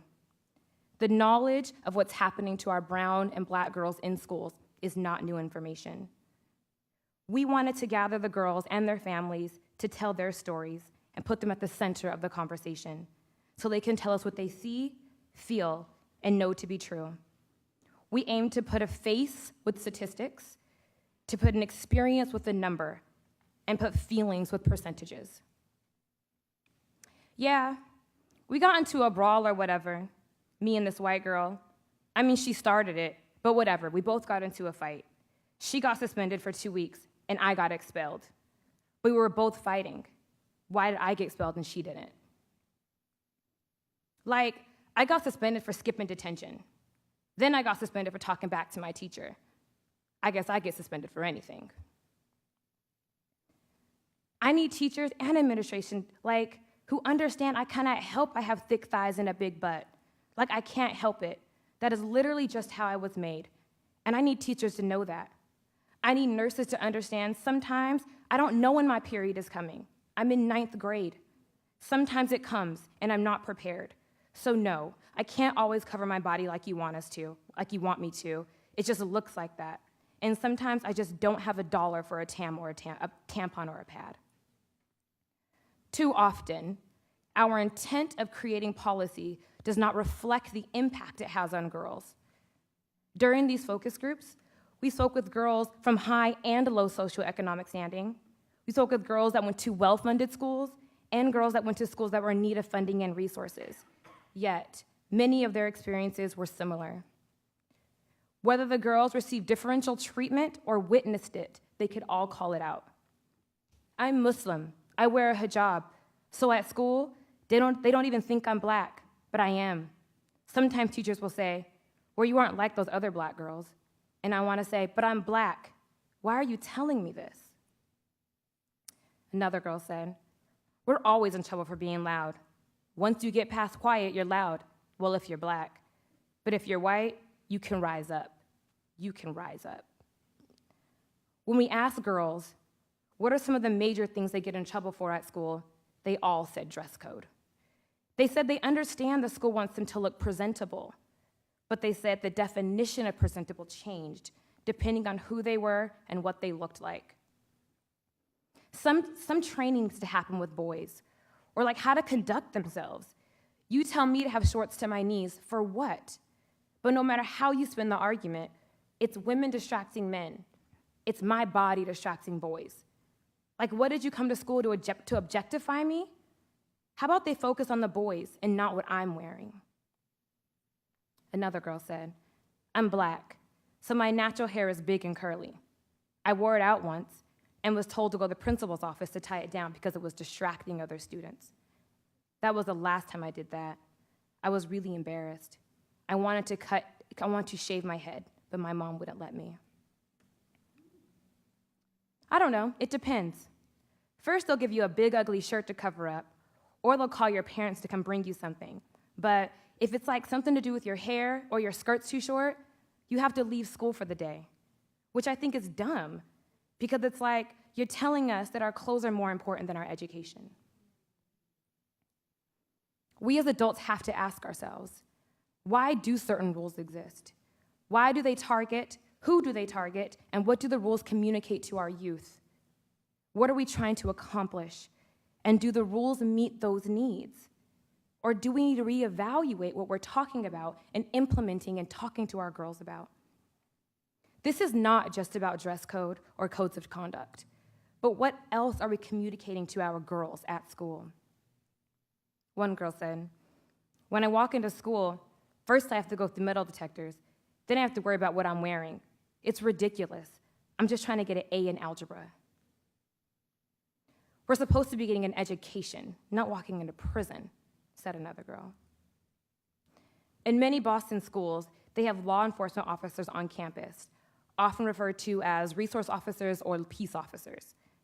One of their many purposes is to increase safety at school. When I ask girls about feeling safe at school, a lot of them say, well, law enforcement makes me feel unsafe, uneasy, or on edge. One girl said, we have too much to lose for standing up for ourselves or calling out teachers or staff on what they're doing. Like if you talk back to an officer, there are consequences, and we have to think about that. We also talked to parents. Both parents and students were concerned about cultural competency of teachers and administration, particularly understanding norms and cultures that are often outside of their own. One girl said, at my school, there are no hats, Some girls of color at my school, like their weave gets messed up or their track is showing and they can't afford to fix it. So sometimes you gotta wear a hat over that, or it's embarrassing. The school doesn't allow that. One day, a whole argument started in my class. My friend got kicked out. I was like, dang, she wanted to be in class, but her hair was messed up. What's the big deal? Metco was cool, but it's so white, like so white. How they expect me to talk to any adult there? You have no idea what's going on with me or even who I am. One parent said, my daughter witnessed another daughter being asked, where do you live? And in our community, our children are taught at a certain age, you don't tell anybody where you live because that's gang recruitment type talk. But a teacher disciplined the child anyway. She said, you're being rude not telling me where you lived. The teacher didn't understand. So as we consider how to create tangible ways forward, let's take our cues from what the girls said. My school did a good job of handling it. They have the conversation before they read the book. Like before you say something or someone does something, they tell us the consequences and how it makes other people feel. I think more schools need to do that. Like, you're white, but all the kids in your school are not. So having trainings and workshops, but also making sure there's space for students to sit down and make it known what we need. How about debrief a student sometimes? Listen, not just to the kids of color, but our white counterparts too. Everyone needs a voice. Like our school resource officer, he's white, but he walks around the school, talks to us, always happy, fist pumps the students. Like, he makes us feel welcome and safe. Have more guidance counselors than cops in the school. Stop telling me I'm loud when I want to voice my opinion. Get to understand the root of the problem with the student instead of just suspending them. Suspending a kid doesn't really make sense. There's no logic behind it. You don't learn anything from suspension. That's what our kids said. It's imperative, and the onus is on us as adults to listen and to act. I've given you some examples of what they said, what they feel, and what they hear. Now our responsibility is to do something with it. Thanks. Thank you, Aisha, for that impassioned and eloquent testimony, and for always uplifting the stories and the voices of our girls and keeping them at the center of this work. Thank you. Good evening, everyone, and thank you to Councilor Presley for providing the space for this hearing to take place. Thank you, Misha. My name is Misha Innes Thompson, and I'm a doctoral student at Vanderbilt University. And I've had the pleasure to serve as a graduate student intern for NBWJI this past summer and fall. As Aisha too mentioned, policy should be created and informed by rigorous data analysis. However, neither quantitative nor qualitative data can stand alone. We need them both to create effective policies for our children and our communities. The data I will share serves as a complement to the narrative shared by parents and girls of color this evening, as well as the quotes provided by Aisha too. The data analysis is based on a comparison between discipline outcomes for girls of color, and here I'm referring specifically to Black and Latina girls in comparison to white girls. The statistics I will share come from nationwide data collected from the 2013 through 14 academic year, which is the most recent and most comprehensive report made available via the United States Department of Education's Office for Civil Rights. The data is representative of general education students with and without disabilities in K-12 public and charter schools. For the purpose of this discussion, I will focus on one or more out-of-school suspensions and in-school suspensions, arrests, referrals to law enforcement from school, and physical restraints nationwide, in Massachusetts, and in Boston area public schools. Nationwide, 50% of female students are white, with approximately 25% identifying as Latina and nearly 16% identifying as Black. While Black female students only make up 16% of female students nationwide, they are approximately 54% of all female students receiving one or more out-of-school suspensions, 42% of girls referred to law enforcement from school, 37% to receive one or more in-school suspensions, and 37% to be arrested at school. In Massachusetts, 64% of the female students were white, with approximately 16% identifying as Latina and 8% identifying as Black. While black girls were only 8% of the female student population, they made up 24% of girls receiving one or more out-of-school suspensions, 24% of girls physically restrained or arrested, and 17.5% of girls receiving one or more in-school suspensions.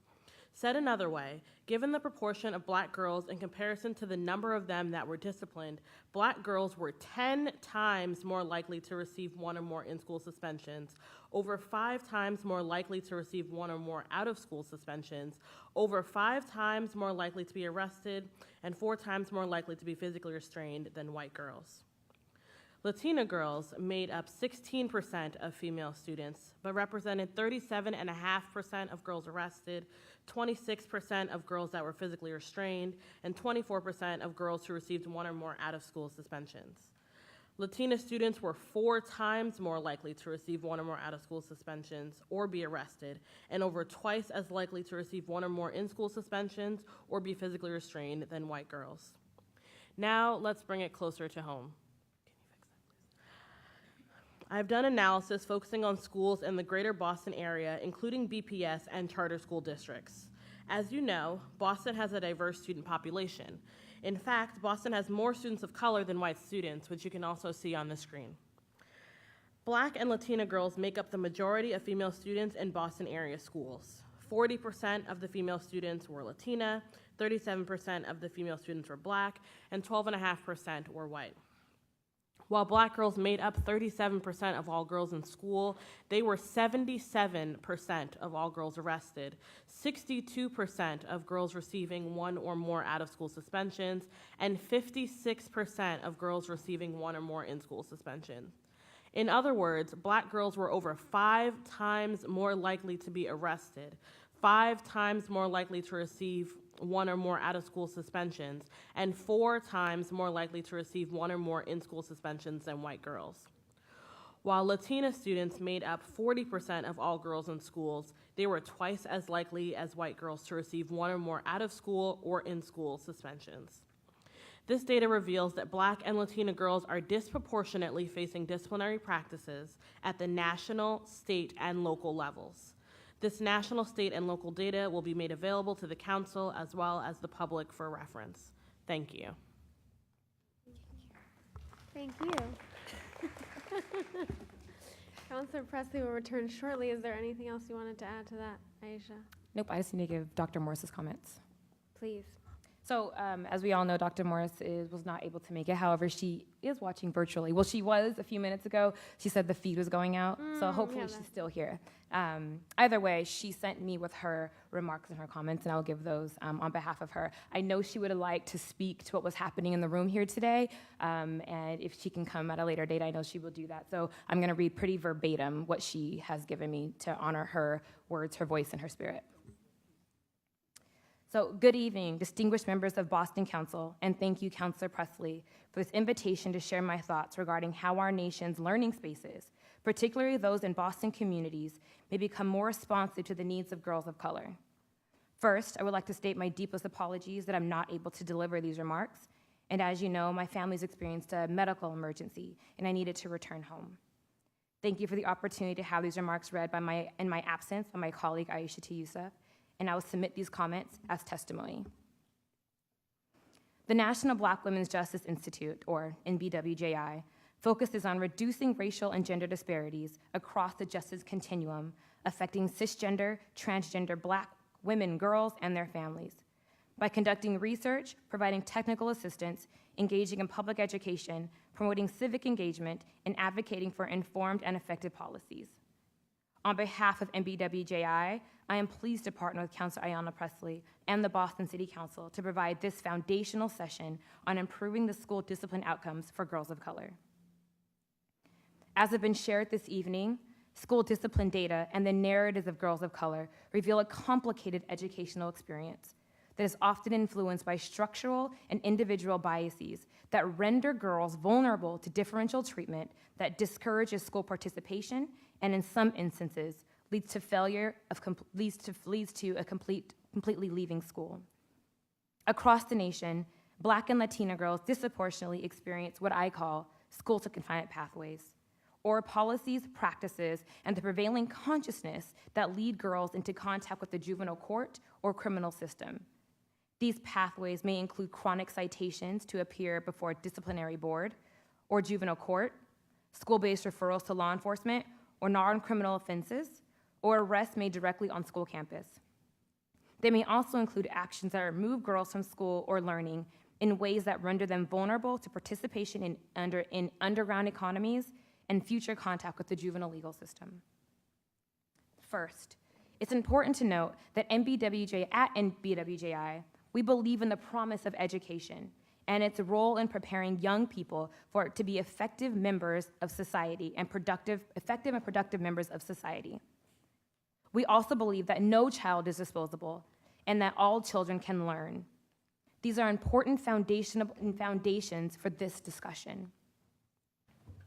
My research and the scholarship of others who have been examining the phenomenon of school pushout, or what others have called the school-to-prison pipeline, show that for girls of color, the critical pathways to school pushout can include a reliance on punitive school discipline in response to nonviolent student behavior, which unnecessarily removes girls from their classrooms and schools. Differential treatment of dress code enforcement, which may lead to body shaming, body policing, chronic suspension, expulsion, and abstinence. Gender-based violence on campus that often goes unaddressed, which may lead to school avoidance or other physical altercations and assaults. Increased surveillance and presence of law enforcement in schools, which increases citations and stress among girls. And failure among adults in schools to recognize and respond to the trauma of girls when symptoms manifest in the learning environment. These conditions echo what the council has heard this evening, underscoring the fact that these issues confronting Boston on this topic are shared with the rest of the nation. Our vested interest in addressing these conditions is rooted in the fact that exclusionary discipline is associated with school avoidance and loss of interest in school, poor academic performance that is associated with loss of instruction time, increased risk of negative employment outcomes, and increased criminalization among other outcomes. Fortunately, the school discipline conditions and experiences that we have heard tonight are not insurmountable. They may be addressed through a series of specific actions that can intentionally seek to shift the policies, practices, and prevailing consciousness away from harmful punishment and criminalization toward healing and educational justice. Our intent tonight was not only to articulate the local manifestation of a national problem, but to partner with the Boston City Council and the community of impacted students and their parents to deliver and develop solutions. NBWJI offers technical assistance and training to district leadership, educators, and to individual schools to increase their capacity to end pushout for girls of color. NBWJI has developed a decision-making tool which we intend to pilot in select schools nationwide this spring, designed to improve decision-making and communication between educators, parents, students, to support school capacity to objectively respond to student behavior using empathic, healing-informed strategies rather than punitive actions in response to negative student behavior. Additionally, NBWJI is a lead partner in an innovative education reentry program for girls in California who have been in contact with the juvenile court. The program is intended to improve the educational outcomes of girls who've experienced school pushout and to inform efforts district-wide and throughout the nation who are working with similar populations of girls. In addition to these practical efforts to interrupt school-to-confinement pathways for girls of color, NBWJI and its national partners in this work have developed a series of policy recommendations embedded in various reports and articles that are available for public domain. Policy recommendations delineated in these reports, such as the 2016 Unlocking Opportunities for African American Girls, a call to action for educational equity by the National Women's Law Center and the NAACP Legal Defense and Education Fund. A new report released today by NBWJI in partnership with the Georgetown Center on Poverty and Inequity, Be Her Resource, a toolkit about school resource officers and girls of color. these resources that we will make available to the Boston City Council for review and discussion. While there are a number of policy interventions that could improve the outcomes for girls of color at the center of this discussion, I would like to offer 5 critical recommendations for the council to consider. The following key recommendations are in response to the primary concerns articulated by the girls who participated in the focus groups. These recommendations are also informed by research and promising efforts in other states, jurisdictions, and districts that are grappling with the phenomenon of school pushout among girls of color and the increasing desire for schools to become more trauma and healing informed in their responses to school discipline and accountability. Recommendation 1, develop and support a robust continuum of alternatives to exclusionary discipline in schools. School districts should consider banning suspension for pre-K and for grades K through 2. Girls of color who are exposed to this level of exclusionary discipline early on have an increased risk of negative school performance and future contact with the juvenile court. Safer schools are those who have a robust continuum of evidence-based practices that include restorative approaches, mindfulness, yoga, training, and practical tools that emphasize empathic responses to student misbehavior and other culturally competent, gender-responsive, healing-informed practices that have been associated with a decrease in the use of exclusionary discipline. Student respect for adults on campus improve, and relationships between students and their educators strengthen. Legislation that requires the use of these interventions prior to consideration of suspension or expulsion may reduce the likelihood of over-reliance on school discipline. Recommendation 2, construct school dress code policies anchored in principles of dignity and respect. It is important that students' dress codes, at a minimum, refrain from prohibiting or punishing hairstyles that unfairly impact, target girls of color. Codes that are co-constructed with students that are designed to uplift human dignity rather than respectability politics more successfully create environments where students are encouraged to attend school. For example, the dress code philosophy of Evanston Township School in Illinois reads as follows. Evanston Township High School student dress code supports equitable educational access and is written in the manner that does not reinforce stereotypes. To ensure effective enforcement of this dress code, school staff shall enforce the dress code consistently and in a manner that does not reinforce or increase marginalization or oppression of any group based on race, sex, gender identity, gender expression, sexual orientation, ethnicity, religion, cultural observance, household income, body type, or size. I share this opening statement in its entirety to demonstrate that there are schools that have adopted language that intentionally addresses an equitable approach regarding dress code.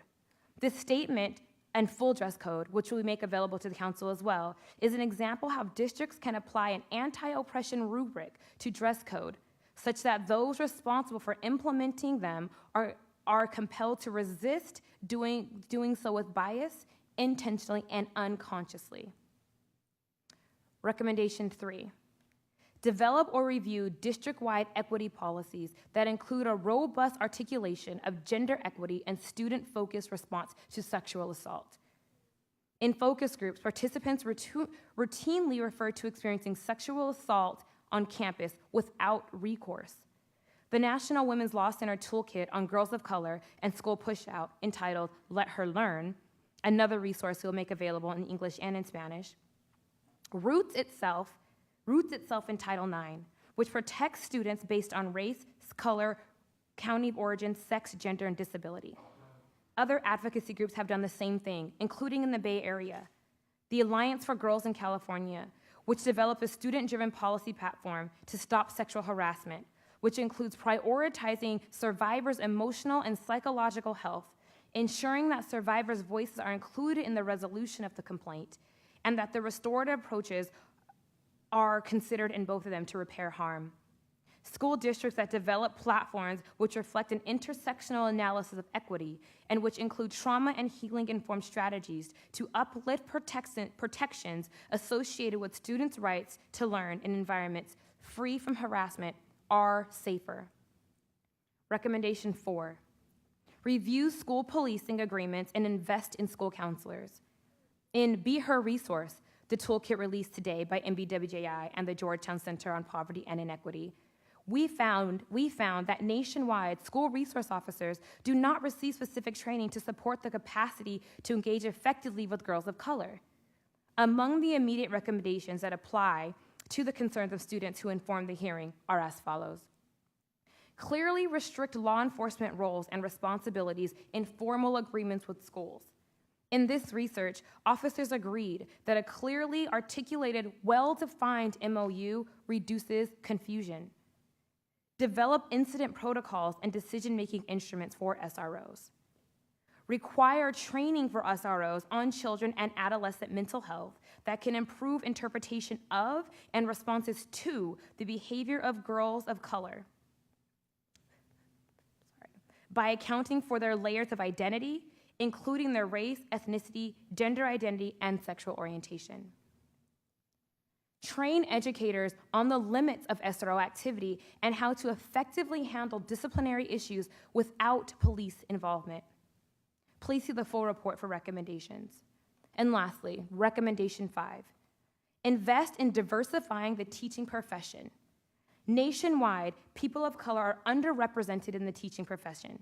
In Boston, youth of color make up the majority of the student population, but the teaching workforce is only 7% of people of color. Diversifying our nation's teaching workforce is part of how we increase the capacity of our educating workforce to improve its cultural awareness and responsiveness to the increased diversity of our nation's students. Anti-bias training and routine investments in the preparation and professional development of educators of all race and ethnic affiliations are important to increase educators' capacity to be culturally responsive and creative first responders to crisis. Thank you for the opportunity to share these preliminary recommendations related to improving school discipline and outcomes for girls of color. Also, thank you for providing a platform to celebrate our girls as sacred and loved. I appreciate the opportunity to share some of my preliminary thoughts on regarding policy direction to interrupt school-to-confinement pathways for girls and look forward to the continued discussion on this topic. We remain committed to a partnership with the Boston City Council that will uplift the most robust interventions possible to prevent school push-out among girls of color. Thank you.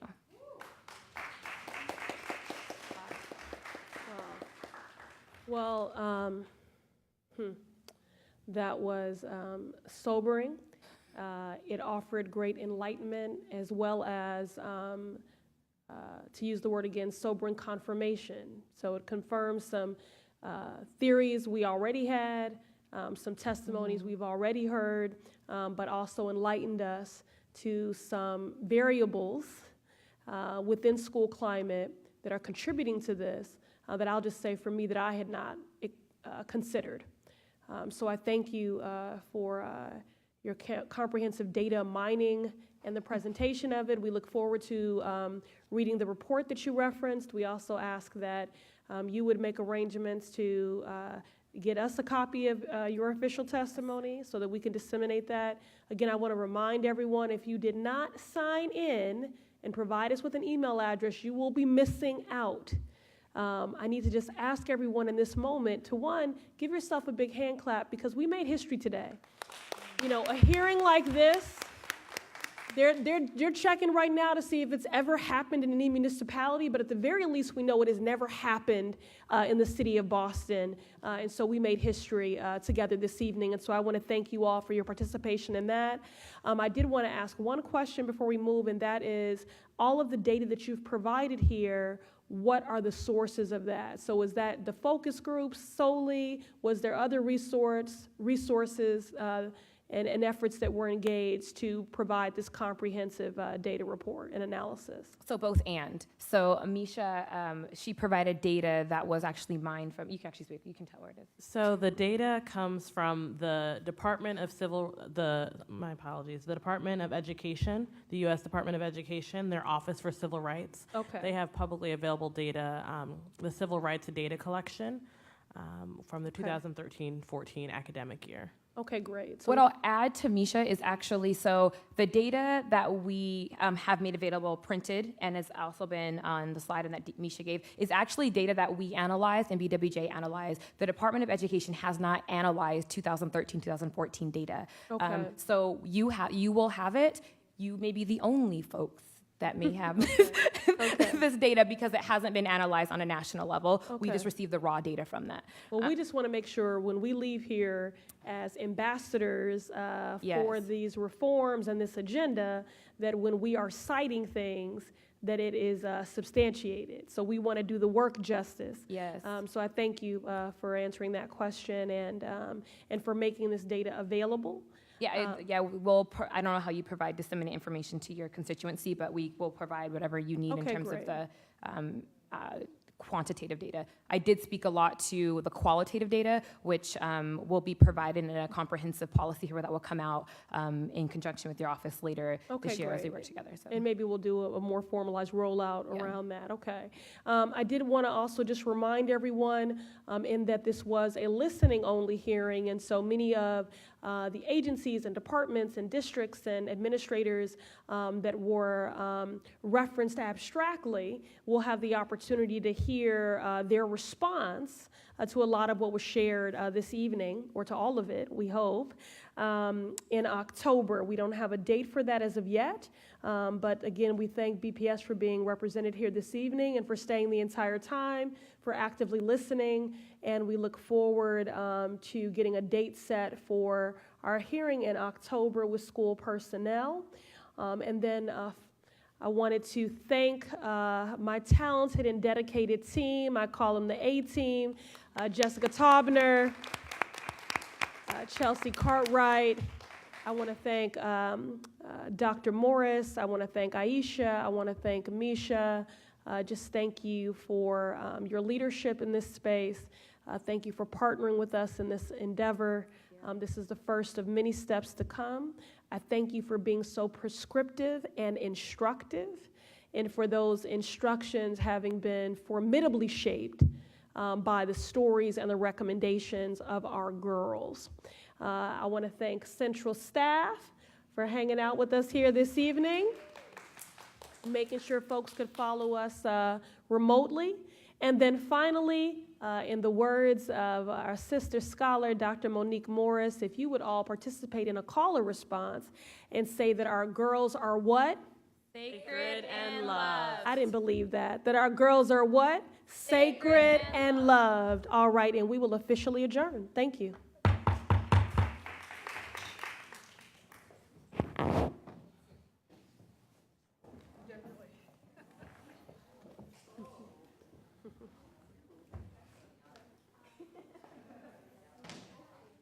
Hey. Thank you. Oh, that was scary. I would have caught you though. Thank you for staying so long. I appreciate it. Yeah.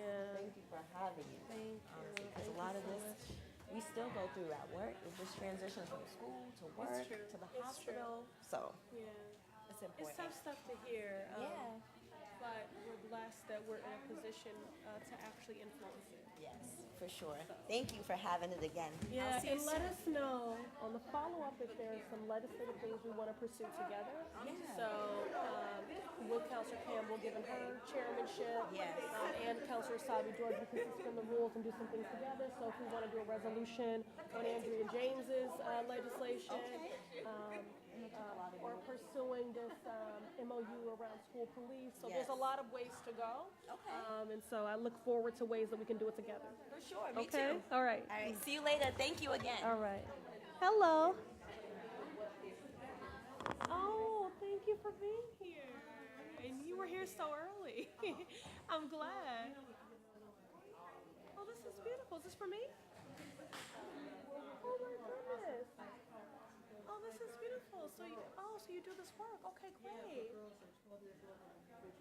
Oh, I look forward to reading it. Do you want me to look at it right now and give this back? Oh, I can keep this. Okay. Oh, great. Oh my goodness. Okay, good. She's awesome, and she's made sure that we see, a lot of diversity in programming to meet the continuum of